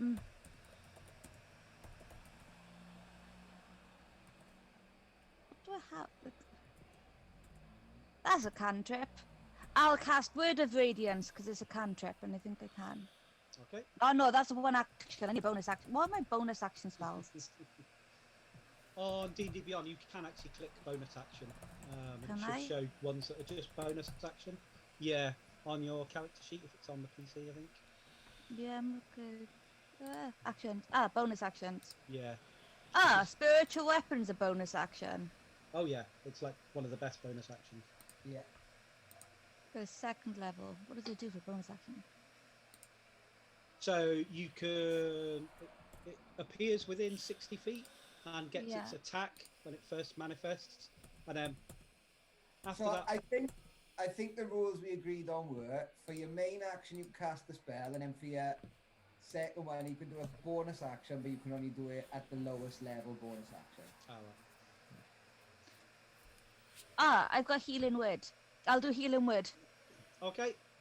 And then I will heal Jeremiah and just call him an idiot and say, don't fucking die. And then I'll heal him for The amount of times Jeremiah's heard that. The angriest healing cleric ever. I will. Strike fast. So I roll 1d4. So that's 3. And because it's healing word, it means it's 1d4 plus, I think you plus get my loads of spell bonuses for it, casting. Yeah, because you're a I life do. cleric. What's my spell I casting? think you What's really my spell buff it. casting? So if you go to your spells, it should say right at the top. So where in your actions. My modifier. So that's 6. But because it's because I'm a life cleric, I get more stuff again. Yep. Which I've got to find. I think it's features and traits.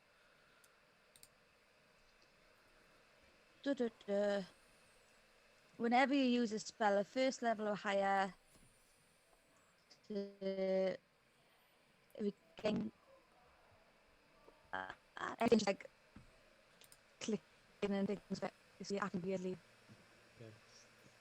I'll figure this out and I'll yell out how much you heal.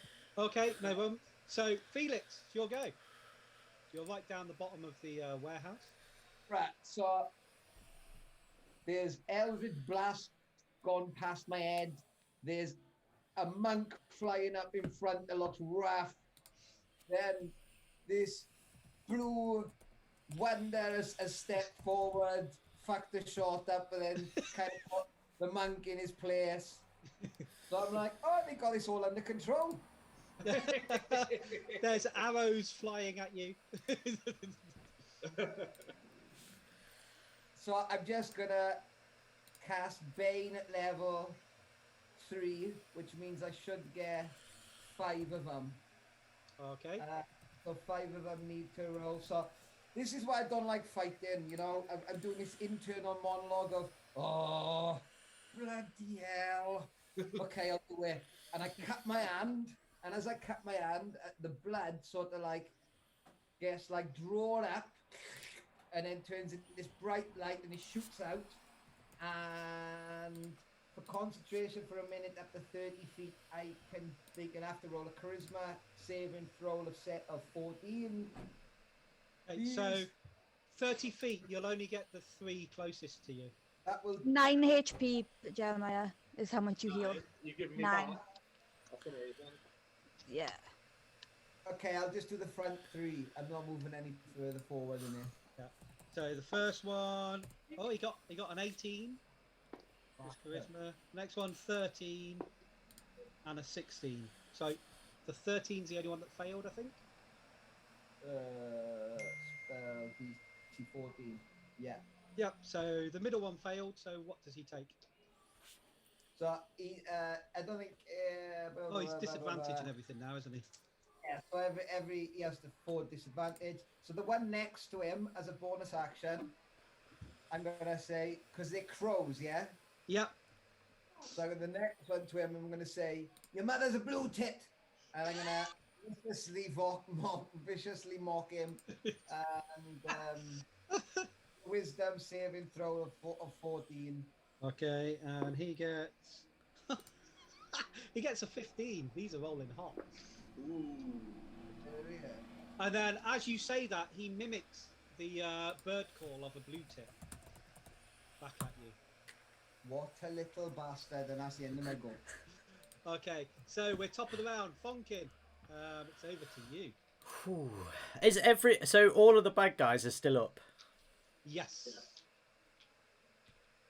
All right. So of the 3 closest to you, the one in the middle is very badly damaged. The one to his to his left has taken some damage, and the other one is unharmed. Okay. Openly mocking Felix. Okay. Mr. So...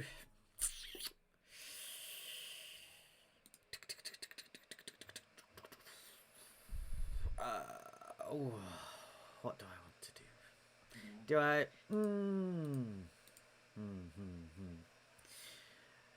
Where... Ooh, what's the distance on that? Where's the ninja guy? He's like 60 feet up at the top, giving Jeremiah a damn good kicking. Okay. No flesh wound. Just a scratch. Just So- remember to get your ass back to me. So the first thing I'm going to do is cast Hex on him. On the main guy, yep, cool. Yeah. Which... So he's cursed. He gets 6 necrotic damage to the Does it target. automatically go off, or does he? It's whenever you hit with an attack. So Okay. it's a D6. Sorry, of thingy. It rolled the 6. Okay. And he's got disadvantage on Wisdom. Okay. Excellent. Yep. I'm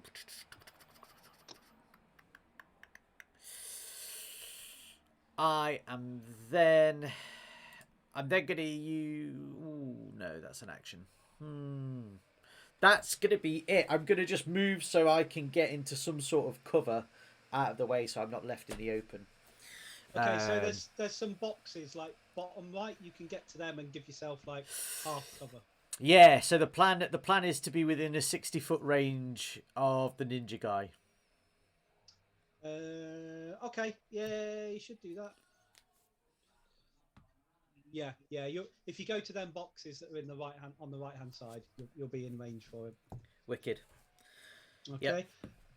Jeremiah. Sorry, can I interrupt? What size square? You know the little squares on a map. What are they? 5 feet. Yeah, 5 feet. So they're 5 feet. So from my position, sorry to jump in there, could I hide behind them boxes? Yeah. You can go and duck down from there. Okay, so Jeremiah, it's over to you. Can I do a quick attack and then run away, please? You can do your actions in any order you like. So you can take both your attacks and then try to run away, or you can take the disengage action, which is a full action. And because No, if I can get some hits in and then run away in the same go, that's what I'd like to do. So bearing in mind when you step out of combat, 3 of these guys, if they're still alive, are going to get 1 attack at you. Advising me to disengage. But you can absolutely use your action up to attack instead, to attack twice. It's in his blood to just keep attacking. I know I should run away. I know he should, but he wouldn't. Just fight. I'll run to you. Yeah, you've got a cleric in the party now. Actually, yeah, the guys are still 10 feet away from me, so I can run through them and it won't cause a because I can run around them. Yeah, they won't get attack of opportunity. You've gone up the right hand side. So I'll use my my post. I'll use my so I'm in close quarters. I'll do an attack on the main guy with the quarterstaff. Yep. And that's 26. That crits 26 to hit. Ooh, okay. Yeah, that definitely hits him. Yeah. So damage is. Come on, roll, you bastard. 2d8 plus 3. Come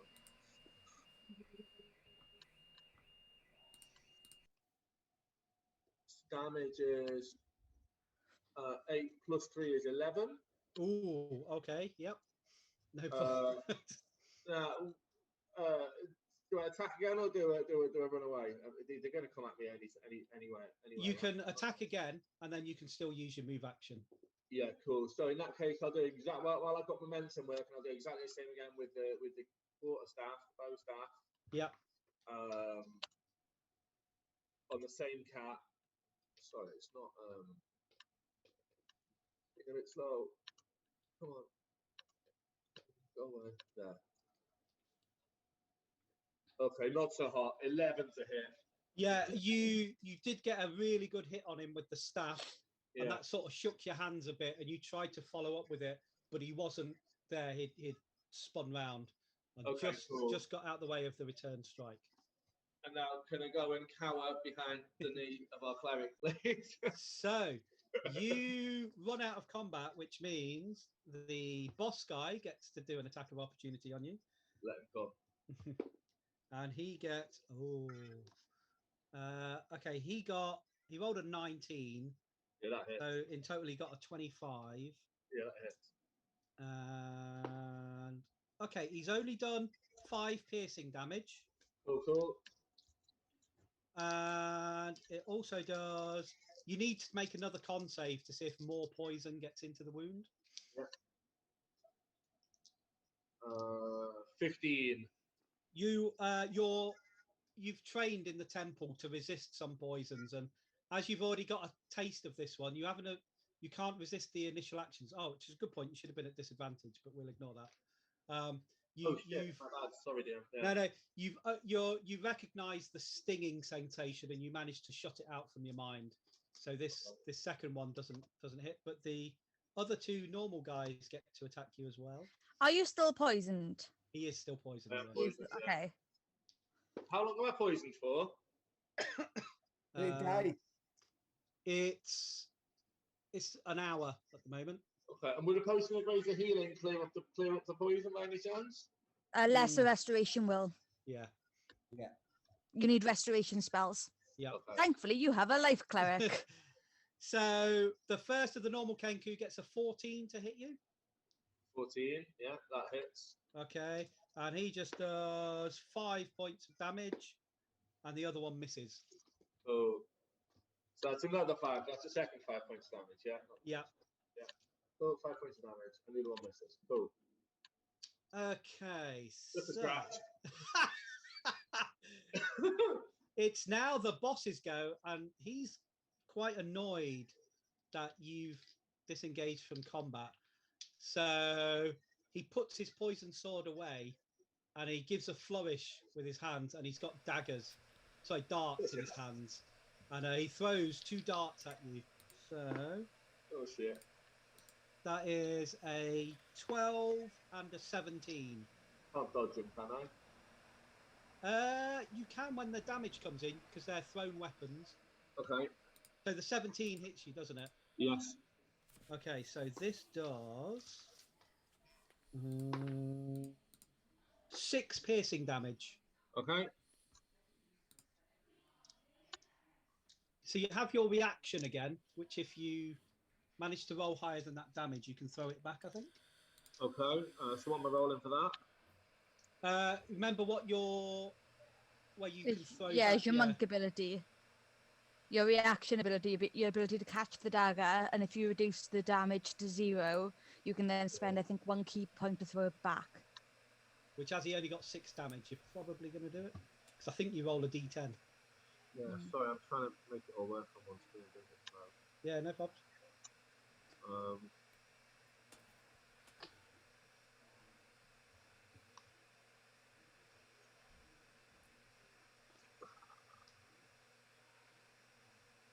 Yeah, so use my reaction to deflect or catch a missile when you're hit by a ranged weapon attack, and the use of damage taken that is reduced by 1d10 plus 9. Oh, So you've already done it. Yeah, you don't need to roll. Yeah, so damage is reduced. So damage is reduced or no? Yeah, so yeah, you don't take that Oh damage. yeah. So I just don't take. So I just don't take that damage. It was 6. And then you can choose, do you want to spend a key point to rethrow it or not? Absolutely. Cool. So And now you do it. Because dart is a monk weapon, now you just do a ranged attack. I do it. So I just use it as my dart now. Yep. I've got. Monk is my go-to class normally, so I know monk quite well. Nice. 15. That hits. Yep. Come on, Jezza. And the damage is 7. Okay, so Jeremiah, what happens when you throw this dart back at him then? Hold on. What happens when I throw this dart back at him? Yeah. I think I'm in quite a sadistic mood today. It's been a while since I've been in battle. It's certainly been a while since I've been in battle since I had my episode. So I think I'd get really mean and aim the dart straight at his eye. Okay, it embeds and he slumps to the floor. Yes. Twitching slightly, and the other two Kenku look quite shocked at this. As he drops to his knees, I give a monastic one-liner. Say your prayers. Okay, so Well, he was watching the wrestling. He's been inspired. the rest of the Kenku in the room, they've seen their boss go down, and you see they've all looked down and they sort of let out a collective squeal, and they're looking a bit shaky. So Jeremiah, did you want to do anything else, or did anyone else want to? Are any of them within reach? No, you're 10 feet away from the nearest one. Okay. So is that the ninja that's gone down? Sorry. Oh yeah, this is the boss. This is the guy that is forcing them to work. So I think it's the Kenku's go. So they're all going to run up the stairs where it says Z2. So they're all legging it because none of you are within 5 feet, so there's no attacks of opportunity. So they're all double moving and they get up onto like the mezzanine floor. So they're on the mezzanine now. They've got. Yeah. Let's go, man. They've got a... And I can send you a picture of that as well. Yeah, please do.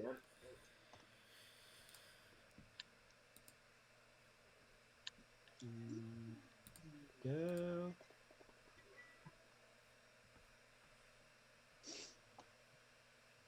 I think that was the right one.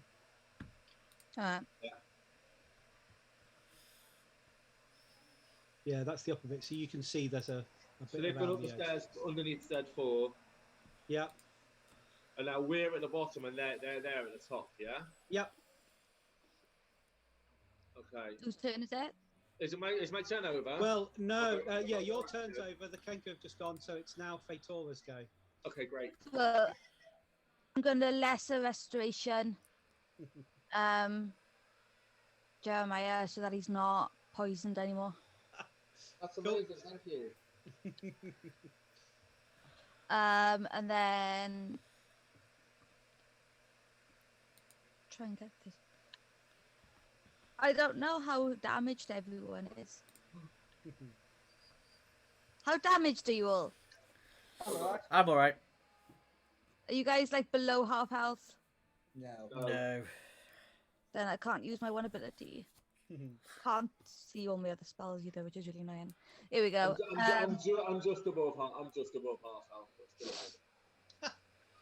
And this is the new super healthy Jeremiah. Yeah, I don't give a shit anymore. Well, speaking of Problem with my shit of safety now. okay.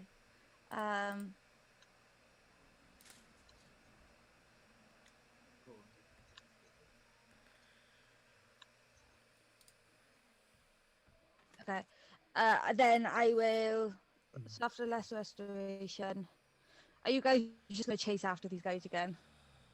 I think so. I assume then. Or are you letting them go? Well, we're here to find somebody, aren't we? Yes, but are you killing the birdies or are you letting them go? I think if we can find the thing we're looking for without taking any more damage, that'll be ace. But we also need one if, listen now, if they run away, we got nobody to question. And I can do talk with dead, but it's much easier to do it while they're alive than once they're dead. What's my knowledge of Kenkus? Make a nature check.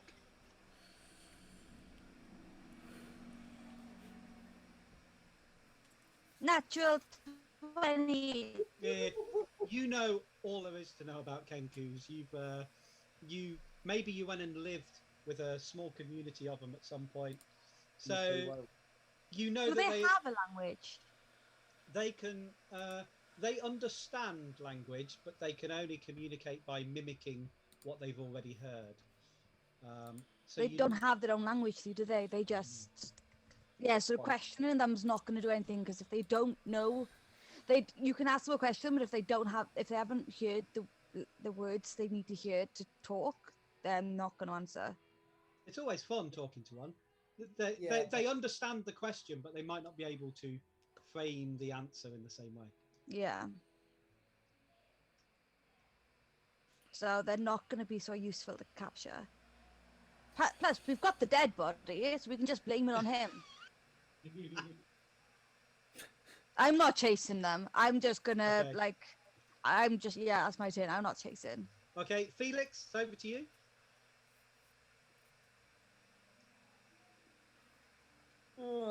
We can't see upstairs yet, can we? No, you can just see the stairs, and they all went scurrying up there. If you want to, you can run back to me for healing, but I'm not going after you. But put it that way. You can go play and just come back when you need healing. But Mom has spoken. Mum has spoken. I'm that mum who's had like 4 or 5 kids at this point, so the precious child falling over no longer freezes me. They'll learn a valuable lesson. They're eating dirt. Well, it's got nutrients in it, so there we go. Hang on then. Wait 2 seconds. Oh, he's getting What new are you dice. doing? New dice. Yeah.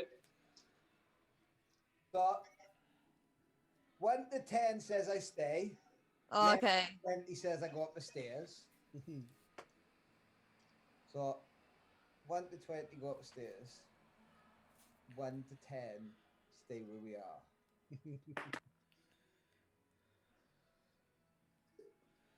So Felix touches the monk on the shoulder.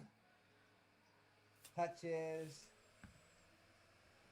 all 3 of them on the shoulder. Casts enhance ability of Bear's endurance, which give you constitution checks. Scarpers up the stairs as far as he can.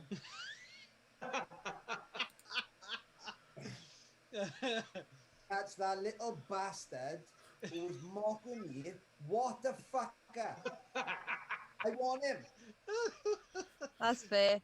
Don't forget you're no longer poisoned as well now, Jeremiah, so you haven't got disadvantage. Yep, and we are with Fonkin now, as Felix, his little legs are taking him up the stairs, and he's infuriated that someone dare mock him. He's not letting this go. That's fine. So the rest are all scarpering. Yeah. Okay. So I've lost interest now. Then I don't. If I can see the one that Felix is going after, then I'll move my hex to him. Wouldn't he have been able to when the person dies, he can move his hex? Yeah, you can. So you would have picked one to hex. They're currently now. So Felix gets to the top of the stairs. They're all in like the room Z5. It's like an office. They've all gone and cowered in there. But we're in the warehouse is just the warehouse, so there's no like little doors or storage rooms or anything around the outside, is there? It's just an open space. There's no additional rooms other than the main space that we're in. I mean, you can give it a search if you like, but you're currently technically still in combat. Yeah. No, I'm just wondering. Sorry, go on. So if I've moved the hex to one of them, then I'm just gonna be like going Floon. It's a ridiculous name, Floon. I'm gonna help him search for this guy. Okay, make me a perception check then, Fonkin. If I'm helping him, does he get advantage? Not really for the listening. 'Cause Uh, it's fundamentally just listening. But she's keeping really quiet. Unfortunately, Felix has gone, I'm going to get you, you little fucker, for mocking yeah, me." that's all we can hear is you And has upstairs. shouted his charge. 19. 19. Ooh. So you definitely like hear someone making some noise from it's the ground floor, but it's right at the back. Okay. If you had to put an identification on this noise, it's like someone's scared and is pulling a door shut and holding this door shut as it rattles. Excellent. There's old Floony Floon. It's sort of like from the back of the stairs on the ground floor. Okay. was I'll thinking- start heading over that way, and then that'll be my go. Yeah, Yeah. you're still in initiative and until Felix has killed everybody. Oh. Jeremiah, it's over to you. Yeah, can't really let Felix go on his own.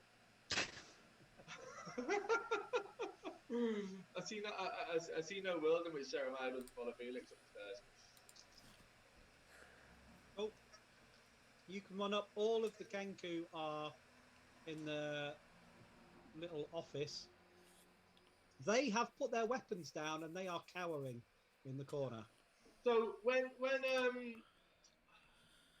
so did we all hear the cowering behind the door? No, only Fonkin has got that. Okay, and that was that. Okay, fine. So can I see? Can I? So if I'm upstairs now, can I see the little portion of rooms that's there? Sorry, where's it gone? Well, you've just seen all the Kenkus put their weapons away and now they're scared and you're going to kill them. 'cause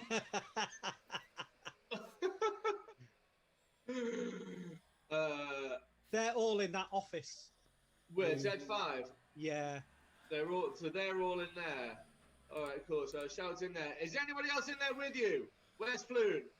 And what you hear back is, "Where's Floon? Where's Floon? Where's Floon? Where's Floon?" 5 times. Okay. I do this. I do the same thing. I just shout out, Floon! And then they go, "Floon, Floon, Floon, Floon." Just take Floon away. So I've no idea where he is. Not at the moment. Okay, cool. So in that case, I'm gonna walk in there and intimidate one of them. Okay. Yeah. So we will now go out of initiative. Oh, we're out of initiative now. Yeah. Okay. I'll be as they've put their weapons down. What we will do before you go, we're probably overdue a break, to be honest. I'm sorry, I got carried away. So we'll have a quick 5-minute break, if that's all right with everybody. Okay. Okay. And then we'll be back and wrap this bit up and see where we end up next. Cool. Okay. Okay. Thank you very much, everybody. Awesome. We'll be back soon. Just guys.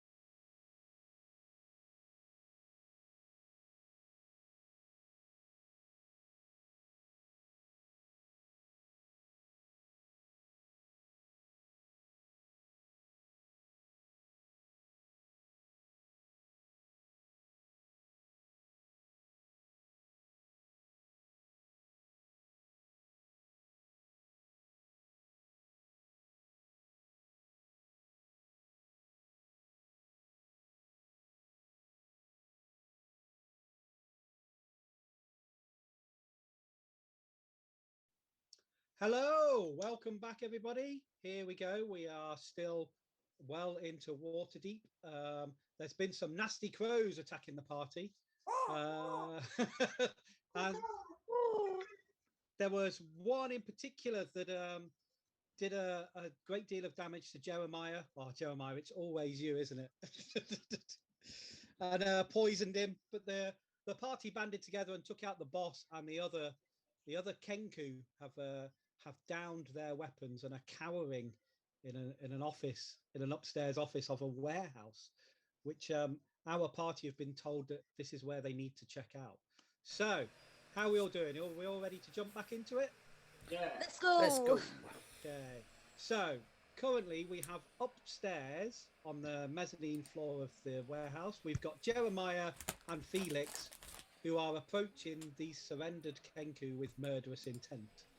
So go on, sorry.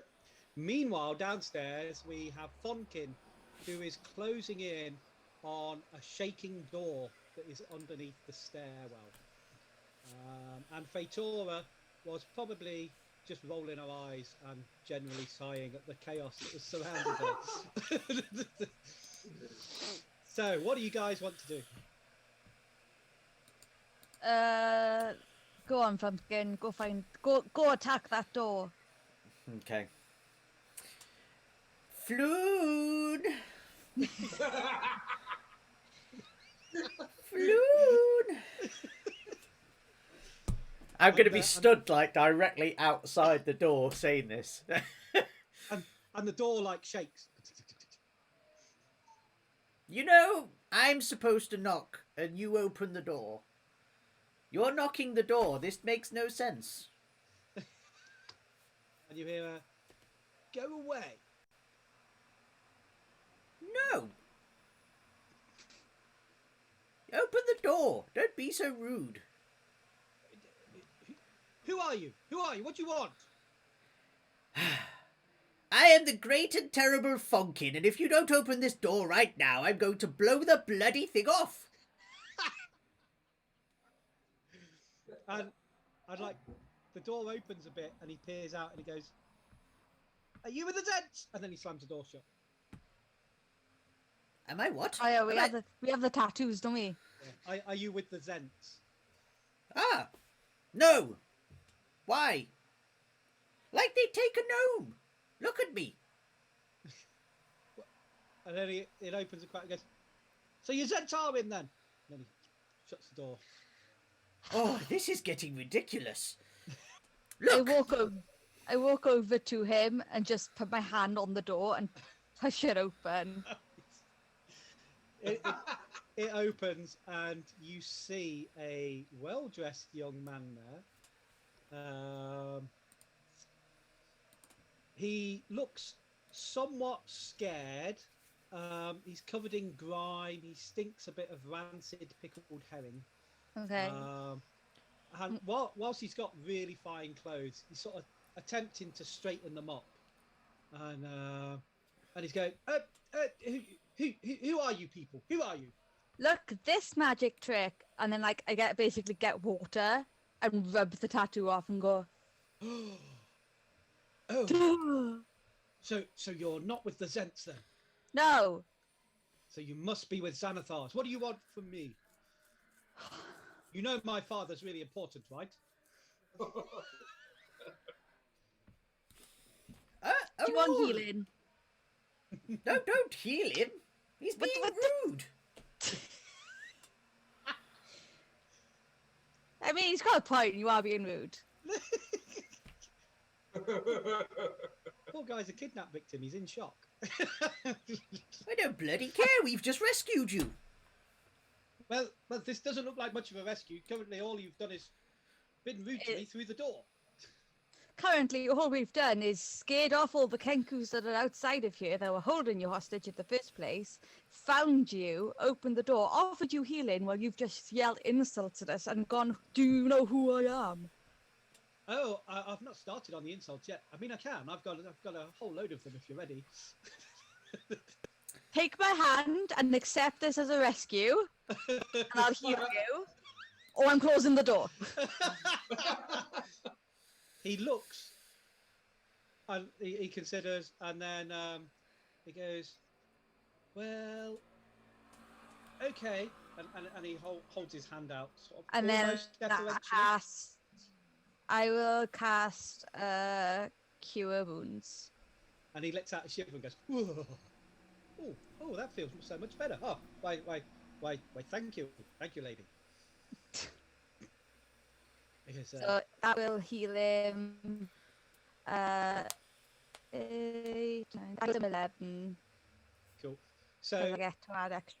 so with that, he then gives you a deferential bow and kisses your hand, and he goes, "Allow me to introduce myself. The name is René Neverember. I'm sure you've heard of my father." Yes. Oh, God, I think you should go back to being rude. This is hideous. And he's going, What did your pet say?" Right. Don't. No. What? If you're Renee, or Renee, sorry, Mhm. who's Floon?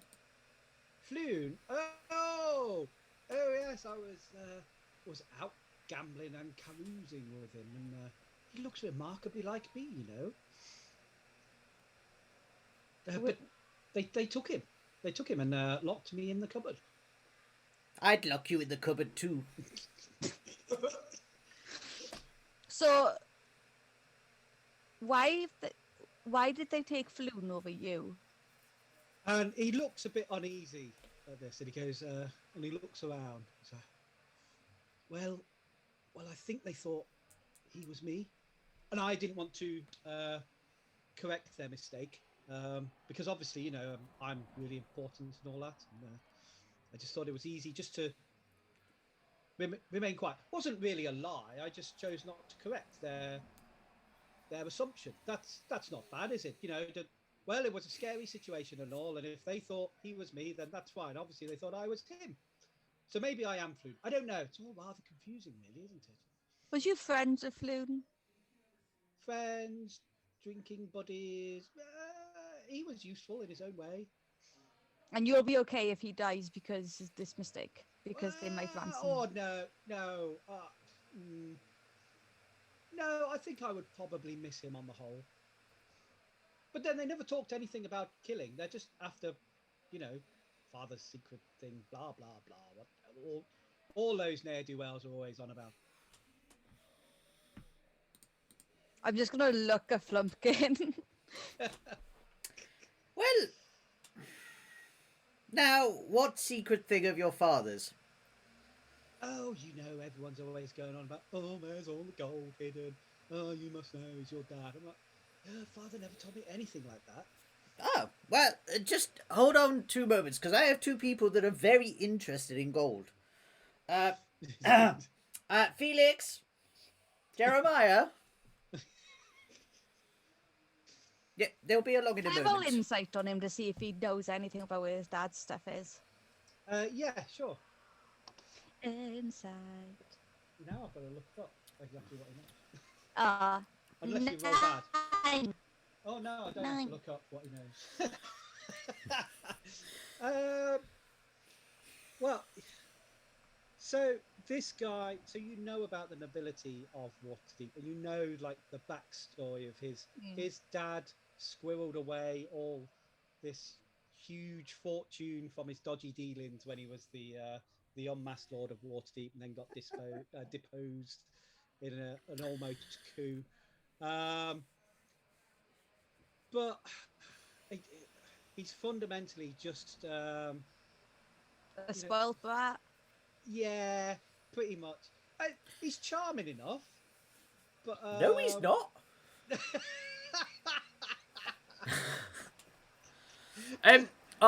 Felix. Sorry, I'll let you carry on. I just want to know: are Felix and Jeremiah within 30 Coming feet? down. So We're just at the top of the stairs, so I feel like we're within 30 feet looking at the map. All right. Yeah. So you will get a message to you similar to what Felix does from me, saying this guy's a bumbling idiot. Come down. Wicked. So as we receive another message, me and Jeremiah are already out the door. He's at the head, and I'm at the end, and these little crows are in the middle. And Jeremiah's going, quick, a march, 1, 2, 3, 4, down. And we're coming marching as the unit down the stairs. Cool. So that's happening. Man the boots in Fantasia. At the bottom of the stairs, attention, and these crows go, attention. What have you done? Have you just made an army of Kenkus? Basically, yeah. He's just intimidated them. They're you can see they're physically shaking with fear. Oh, poor thing. We're gonna weep Leave all them over. alone. I take out the cane that I got, and I flex it, and I say, "Good morning, gentlemen. And what problems have we here?"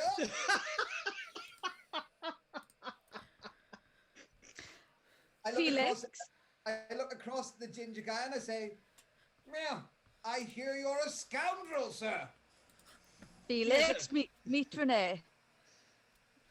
And he goes, "Oh, well, you seem a fine small gentleman. You appear to have some grace and poise about you. I quite like the cut of your dress." I think you are not worthy to clean my boots. Please.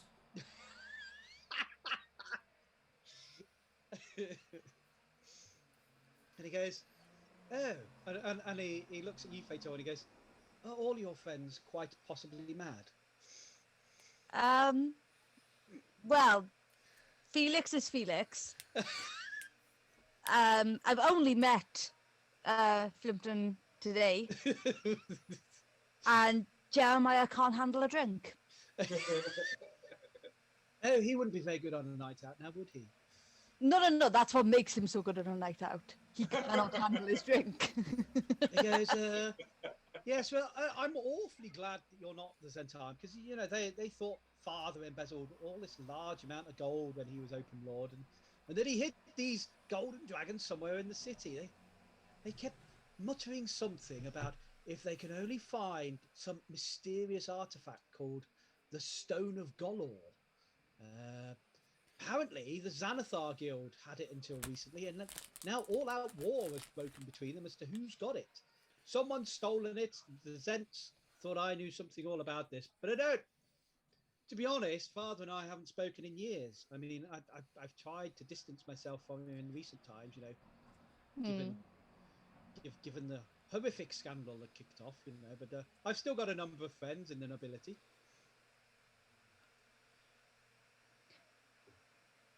I'm just going to do one big sweep at this house. Do you want to look with me, or do you want to stay in the company of the amazing company of Felix, where he will keep you safe and make sure... What I was going to say was, Miss Shari, I was going to say, Felix kind of goes, "Dear gentlemen, all you little feathered friends, we would like a full check security search of this building. Every nook, cranny you can crawl through. Please return with gold and anything you might see. If you find something interesting, tell my beautiful assistant here. She's lovely. She will be able to tell you what to do with it." And then I look at the Lord and I say to him, "Are you helping?" So, first up, give me a charisma roll. Yeah. I like that. Can we take 20 then for what he's saying? I don't know whether you guys do a take 20. I've not done it before. Well, So, the way that we've done it in the past is like you say, "Oh, can I take 20?" So it's like you roll a 20, but you dedicate spending half an hour to an hour of just searching for nooks and crannies and. Oh, you did. Yeah, I won't make you roll to find Okay. a lot of the stuff here. You are going to need to make a roll to find some things. That's okay. Yeah. You will encounter some stuff. Cool. Cool, Felix. What? It makes sense if you're going to have anybody looking for shiny things. Crows and magpies and all that type of family of birds is a bloody good family to. It is. These are Also, like- you. So now I rolled a 19 for charisma because I'm a bit short to be like aristocracy, but I think I pull it off. Okay. So these have now changed their loyalty from the Xanathar Guild to the Cult of Felix.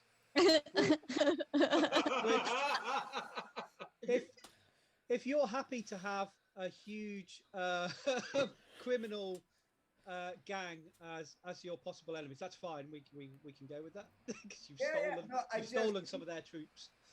These are going to be little minions, like Amazing. I don't want to use children. You know, like that Sherlock Holmes thing. He had the kids who used to run around on the streets and things. Yeah, think the we'll irregulars. Just like these little sneaky. But every time they see Jeremiah, they just think, "Oh my god." So at this, the crows all like come to attention. They stamp their feet and their arm goes up and they salute, and then they scatter and start rummaging for you. And okay, Rainier Neverember looks at you, Fator, and goes, "If it's not any inconvenience, I would much rather stay in your company. I mean, your friends seem quite mad."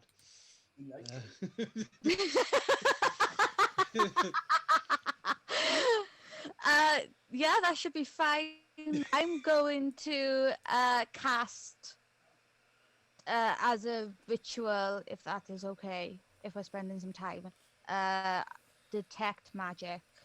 Okay, so And then I'm going to look around, and as they're bringing stuff in, I'm going to basically detect magic and see if anything's magical.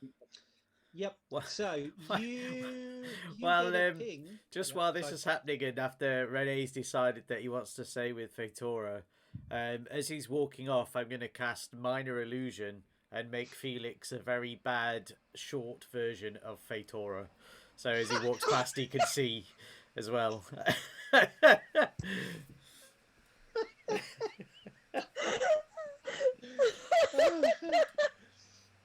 And Oh, he looks and gives a bit of a shove and goes, "Oh my lord, what is happening? This hangover is the worst I've ever had." You think it's bad? I'll be washing blue bits out the air for weeks. oh, as a reminder to you guys, wipe the tattoos off you now, because anyone looking are going to think we're part of the Zentarum otherwise. Done. Okay, so your little Kenku minions start ripping open the chests and everything, and there's let's see, there's all sorts of junk mainly in the crates. There's moth-eaten bolts of cloth, bottles of spoiled olive oil, hundreds of pairs of wooden-soled sandals, although they're all left sandals. There's no right sandals. And there's these curious little like handcrafted wooden brass gnome things. There's like 3 big crates of them, and what it is, they're a circle, and then there's like a triangle with holes in them, and if you hold the circle and spin it, they spin round in your hand. Apparently they were all the rage last year in Baldur's Gate, but they don't seem to have gone so well down in Waterdeep. But there's 3 crates of them available. They're quite nicely made. You know, Fonkin can look at them. They're definitely gnomish in origin. And so upstairs, Fator, you get like a ping of, oh, there's something magical up here. Ping! Ping, ping, ping, ping, ping, ping, ping, ping. It's in the office where the Kenku were. Hiding. Yes. And you see it is an unused paper bird, which is a device you can write a message on and send off. So clearly there's been some covert messages sent from here. After all, it is a Centarin. Who's gonna... I show it to the other 3, and then I ask, like, who's more likely to use a paper bird? Would Flumpkin want it? Because Flumpkin seems very intelligent. Yeah, it does for me. Well, He could why talk not? to that person he sold his thing to with it, can't he, or something? There you go. Flumpkin, have a paper bird. Well, I thank you very much, Fator. There we go. Excellent. So you have that, and then Felix, Magic casting. your army of Kenku. There's one of them. Now, you suspect. So when Neverember came out, he stunk of pickled herring, right? So there's like a barrel or two of pickled herring in this little storeroom where he is, and you're pretty sure there's one Kenku. You call him Huey. And brothers are there as well. Yeah, Huey, Dewey, Louie, Donald, Scrooge. And you know, I mean, Huey, you've only known them a few minutes, but you'd already got the measure of Huey because one of his eyes spins the opposite way to the other one. He's never quite looking straight. Yeah, And he's like, fucking hell, he's gone. He's after the food again. And he's busy. He's like wrenched open one of these barrels of pickled herring and he's just scoffing it down. And you know that he's going to make himself sick if he keeps going like this. So you go in and you're like, Huey, what are you doing? What are you doing? And you like shove him away from the barrel and he falls back onto the back of the wall of this little storage room. And there's a click and a secret door at the back opens and he falls on his back and starts squawking, going, covered in pickled herring he is. But there is a small room, and Fatora, because you're upstairs collecting the paper bird, a bell in the office rings. Ding-a-ling-a-ling-ling. So inside this little room, Felix, there's 2 wooden crates, which I'm sure you open up. The first one contains 4 wood-framed paintings wrapped carefully in leather. The paintings depict a few of the important cities of the realm. So there's one beautiful oil painting of Luskan, one's Neverwinter, another one is Silvery Moon, and the last one is like a depiction with a blood-red sky of Baldur's Gate. These are worth 75 gold pieces each. Have we got a bag of old then? Yes. Yeah. Will it fit in the bag of old then? Are they too big to fit in the bag of old then? Has it got to fit in the top? Like, in the bag, like, how does it work? Yeah, you can stretch the bag to squeeze them in. Because the other thing we could do is, once we finished here, we could get the crows to take all this back to the pub we've been staying at. Because it'll be safe here, won't it? Because, like, he's hard with that metal sword. If we say, look, I don't know. Just put them in the bag. Throw them in the bag. They're in the Throw bag. 'em in the bag. Yeah, cool, you got that. So the second crate, it looks like a really secure caravan crate. So it's like got iron banding all around it. So it takes a bit of getting into. But you find 15 silver trade bars. Now they're all black and pitted from corrosion, but they're still worth 50 gold pieces each. So that's 15 lots of 50 gold pieces. In a bag. In the bag of holding. Yeah. Yes. That's why people don't let me have a bag of holding, because anytime I go anywhere, I just go in the bag. Okay, so that all happens. You guys are busy doing that, and your little Kenku army is busy running around, still ripping crates open. Like I said, the rest of it is pretty much rubbish. You found the fidget spinners and all the left sandals, and then I'm gonna pull on the bell and be like, try and make it work again. It doesn't.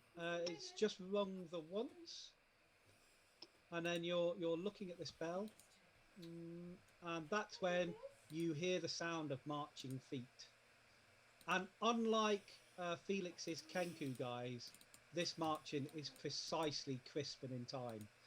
And the door to the warehouse gets kicked open, and in run about 20 of the city watch.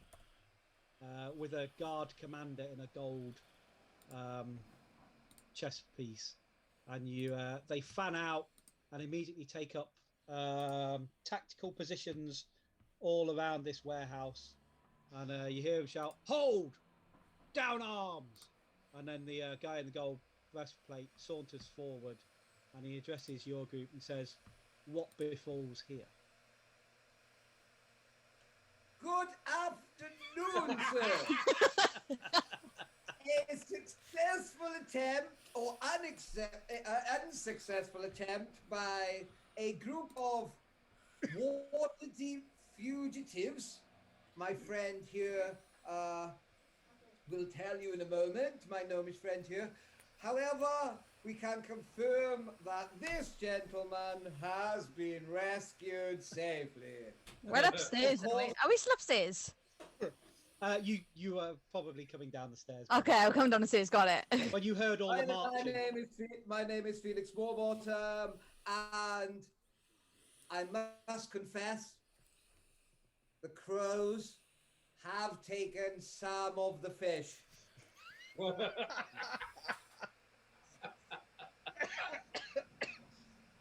And he goes, so he looks at you, Felix. This guy is really uptight and a bit of a job's worth. And he's casting a critical eye over you. And he calls over like one of his corporals, and he whispers to him for a moment. And he goes, so what was the description of those three from that warehouse? And he looks at you again. He goes, okay, so a well-dressed halfling, right? Yeah, with a hugely inflated ego. Okay, yeah, we've got that. And a monk. Yeah, wearing okay, yeah, monk robes. Where's the? And then he looks at the stairs and he sees you, Fatora, and he goes, oh, and an Eladrin. And he goes, so I don't suppose you'd know anything about something occurring in Wimble's Warehouse of Wonders, would you? Yes, an attempt on my life. Good God, man. Good for 1 gold. Most of the exhibits aren't what they should be, and the other half threatened to kill you. And he looks back and goes, well, apparently Wimble does require people to sign a disclaimer before going in. So the threat to your life was entirely your own. We never signed a disclaimer. Oh, you did. Show me the paperwork, sir. He goes, well, it's not for me to produce. It will be for the magistrate to produce. Should Wimble bring a civil action against you, but Humbug. And he goes, and he's talking to, and it's corporate. He goes, apparently he's asking for 2 gold in reparation. You can shove it up his ass. Sorry, buttocks. I'm in front of nobility. I don't swear. And Rainier Neverember bends down to you. He whispers in your ear, Fator, and he goes, I'd be careful with the city guard. They're quite uptight. And I mean, I may be able to offer you some protection, but I'm pretty sure Renee can vouch for the fact that we've come here to save him. He does step down. He goes, yes. I was locked in an awful cupboard. Awful cupboard. All the Zent's fault this was. And he goes, oh, Captain Stagert. Yes. These are upstanding people. I'm sure they didn't do what you claim occurred in Wimble's place. I mean, I'm sure Wimble is just a innocent businessman trying to make his way in the big city, but maybe he just got a bit confused. He'd been on the sauce a bit. And so, like, the captain goes, oh, of course, sir. If you're willing to vouch for the character of these, I will pass that along to the relevant authorities. And so he looks at you and goes, I mean, I'm sorry to hear that you were kidnapped, my lord. We've had this place under surveillance. We hadn't realised that you were brought in here. okay, we've been investigating the Zent. But we're after the big fish. This is very much small fry here. Right. Well. Okay. If you allow us to tidy up here and secure this place, I'm sure you folks can go about your business. But as if you would take some advice for myself. Best not meddle in criminal matters. Leave this dirty business to the city watch. Not all city officers are as nice as I am. And above all, try and keep the blood off the streets, okay? And then he hands you over a scroll, Felix. And he goes, and make sure you study this well. I'm sure a man as learned as yourself shouldn't take you too long to read. I will. And then I send a message to the other three and go, I can't fucking read.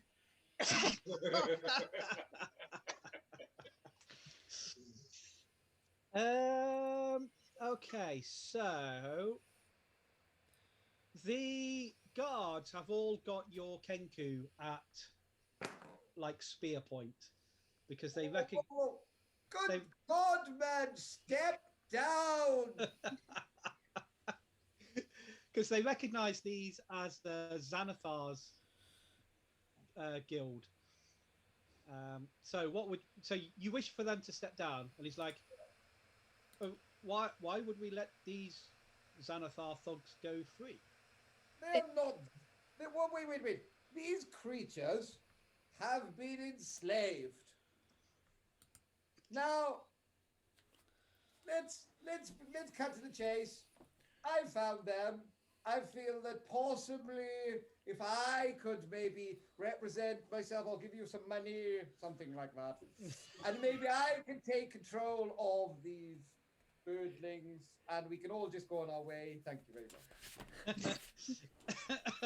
And he's like, well, so yeah, Captain Staggy. He's like, well, I mean, I guess the City Watch retirement fund is somewhat low in donations over the past couple of weeks. So I'm sure if you made a donation, we could I could persuade my men to overlook the minor indiscretions of these Kenku. That's if my Lord Neverember can attest to the fact that these are innocent beings in this matter.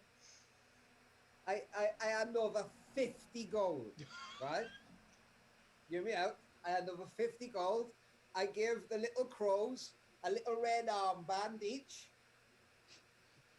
And I sing a little song as a message to them.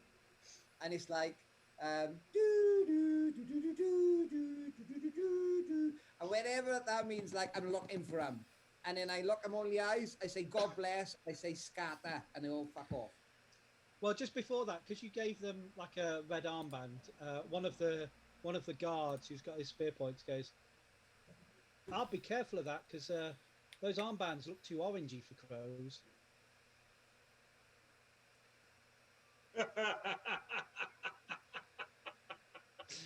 That's a slow burn.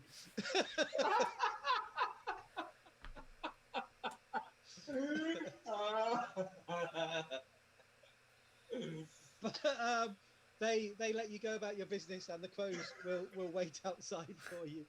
They will walk along in a line behind you. Should you wish. I feed them seeds.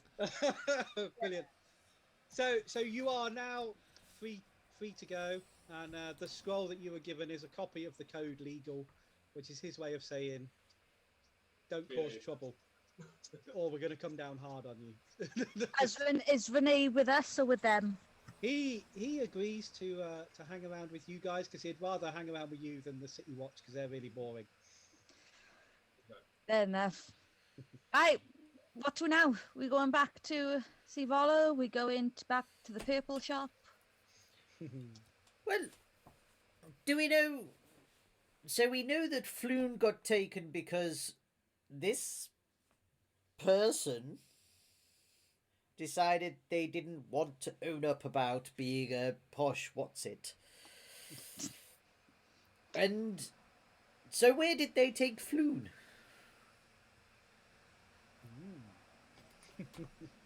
So, give me a second.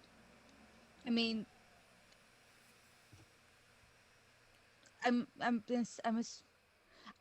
assuming it was. He kept saying Zent, so I'm assuming it's the Xanatar that has Bloom over the Xanathar. The So, Zentarium. I think Zentarium has Bloom. so you guys, so you're outside the warehouse for now. Felix has got his little army, and if it isn't, it's fucking Huey again, isn't it? So Huey has started throwing up some fish in the corner. That smells delightful. He's like, you see, he's doing almost like the cat retching. And Like, you're like, coming in. oh, what's he doing? And so Felix, I presume you go over to see to Huey. I give him, can I just do a... Fuck him. I just slap him on the back. Okay, and this Yeah. fish head with the bones behind it comes and splats against the warehouse wall, and then all of a sudden you've never heard like Huey talk properly, but then in this deep accent, this really deep voice, he goes, "Xanathar sends its regards," and then he like shakes his head, and you're like, "Fucking hell, Huey, what's going on?" And then it's a thin, nasally voice. He goes, "Tie up the pretty boy in the back room. Yes. Don't forget, follow the yellow signs in the sewers." And then he shakes his head again, and he like coughs up another bit of fish. And then finally, you hear in a scratchy voice, "No time to loot the place. Just get him to the boss." And then his eyes start rolling again in front of it, and he throws up more fish. I think your bird's possessed. I think you could be right. What did he say? Yellow signs. Follow the yellow signs in the sewers. What sewers? Like, There must be sewers beneath us. Renee, how much do you know about like the blueprints of Waterdeep? Renee, Well, I've not made a habit of going to the sewers, if that's what you're inquiring. But I think if I were an underground criminal organisation, I would use the sewers to get around. Yes, that sounds like a really good way to avoid all these city watch patrols. And sure, Xanathar's hidden somewhere beneath the city. is there like an entrance? Like an actual entrance rather than just randomly picking up a pothole? He looks over at Huey and goes, your Kenko seems to be wandering off somewhere." Felix, Yeah? your bird's going for a walk. Well, shall we follow him? What shall we do? He's your bird. Follow him. Okay. Oh, there, Bill Chap, we're coming. And yeah, so you follow Huey, fucking Huey.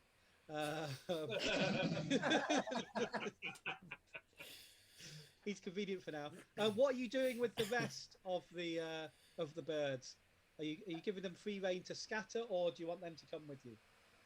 I am like using them as I'm like a SWAT team. They're spreading out around us, making sure nobody's Yeah. following it. That's boss. And I'm because I know Jeremiah's got these skills as a monk of stealth. So I'm almost saying, and for the time being, whilst we're stealthing in here, maybe you want like a little SWAT attack force. They're not going to be any good at fighting. They can't do much for us in that regard, but they can keep an eye out and shit, or we can send them in first, if you know what I mean. They can drop rocks.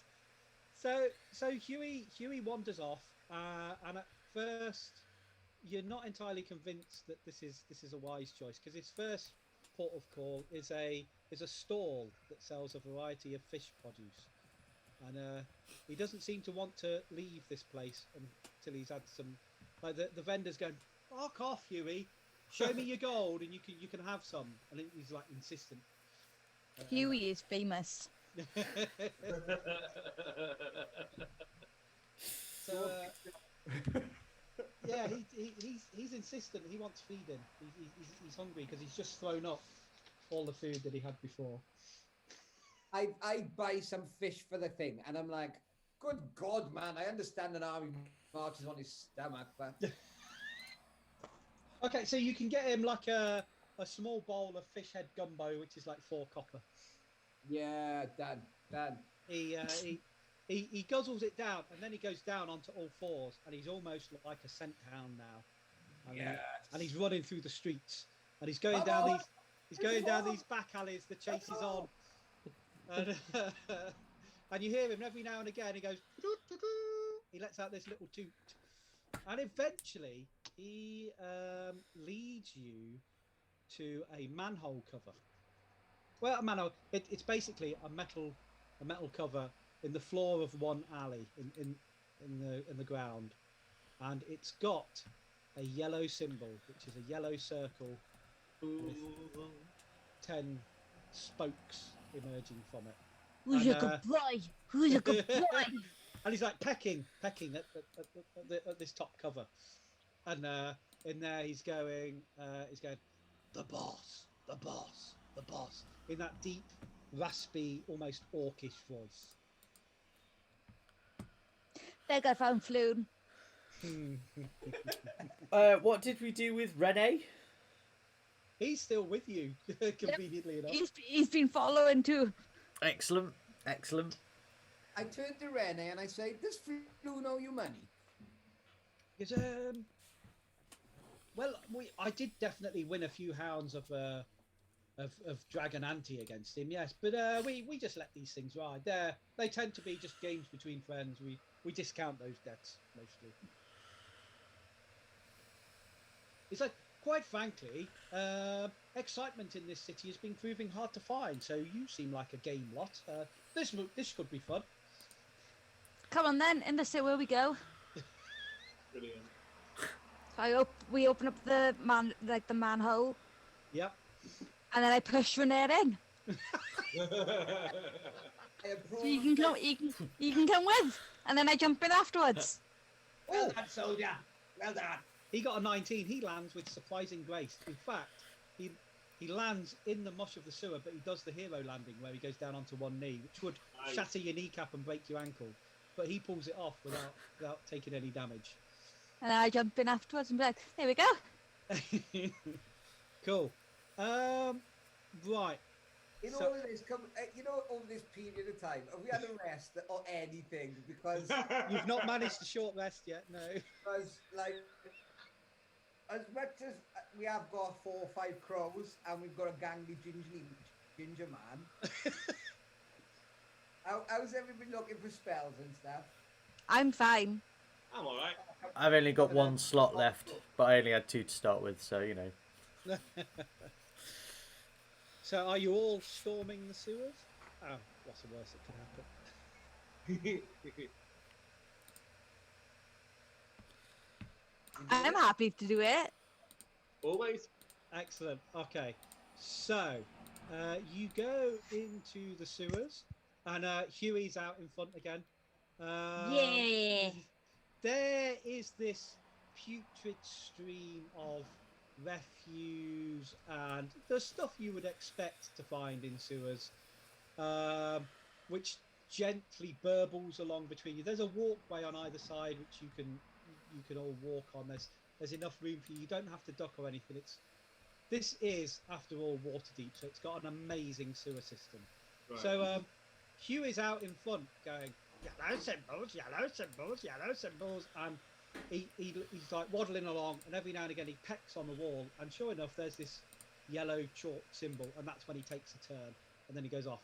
This goes on for about 45 minutes. Wow. Like twists and turns. You've got no idea where in the city you are, but Hugh is on one. Like he's showing you exactly where you need to go. Such a good boy. You then come to a large 3-way intersection, and at the top there's a ladder that leads up into a stone shaft, which is clearly capped by a circular metal cover. There's a metal chute emerging from the ceiling, and like there's all sorts of vegetation hanging off it. It's like this is a refuse chute, and all sorts of rubbish has been poured down here. Right in the middle of this intersection, there's a massive pile of vegetation and detritus. Maybe there's like a local gardening business that is using this to get rid of all their waste, and it's just there. And then on the other side of it, you can see a mysterious, what looks almost like a floating eye. And let me show you. I shall send a Oh picture God. Oh God. to see. Oh no. As it sees you lot approaching and like lets out a scream. Hang on. Into the right one. And you see. Boom. Oh, it's not a beholder. It's a mini beholder. What are they And- called? And it, Sectors? a spectre, and it starts going, awoo, awoo, awoo, ah, ah, ah. It's like an alarm call going off, and all of its eye stalks like look at your group, and Hugh is there mimicking its alarm call exactly, and like shrugging. This is all just a laugh for him. Eldritch, blast it. Well, before we go into initiative, I think we will leave it there. Oh. As it's nearly 2 o'clock, and I know we could do with not going on much further. But Okay. yeah, so actually it's a gazer, not a spectre that you're about. A to gazer. face. A geezer, a proper diamond geezer. Cool. So that's where we are. We've made some progress. You're tracking down Floon. You are getting closer. So well done. You've recruited an army of Kenku. Or I Yeah. think Felix is looking at. 5. Yeah. I But think yeah, Felix is no. looking at these as a meat shield, to be honest. Yeah. Well, we've got 5 Kenkus, Renee. Like, we've doubled our army size. Yeah. Operation Human Shield is a full possibility. But more importantly, you've got Huey. You can't possibly dispose of Huey. He's amazing. No, we love Huey. Huey will survive. I'll heal Huey over the team any day. Huey's more important than Jeremiah. Amazing. I love Huey. Right. Huey is such a good boy.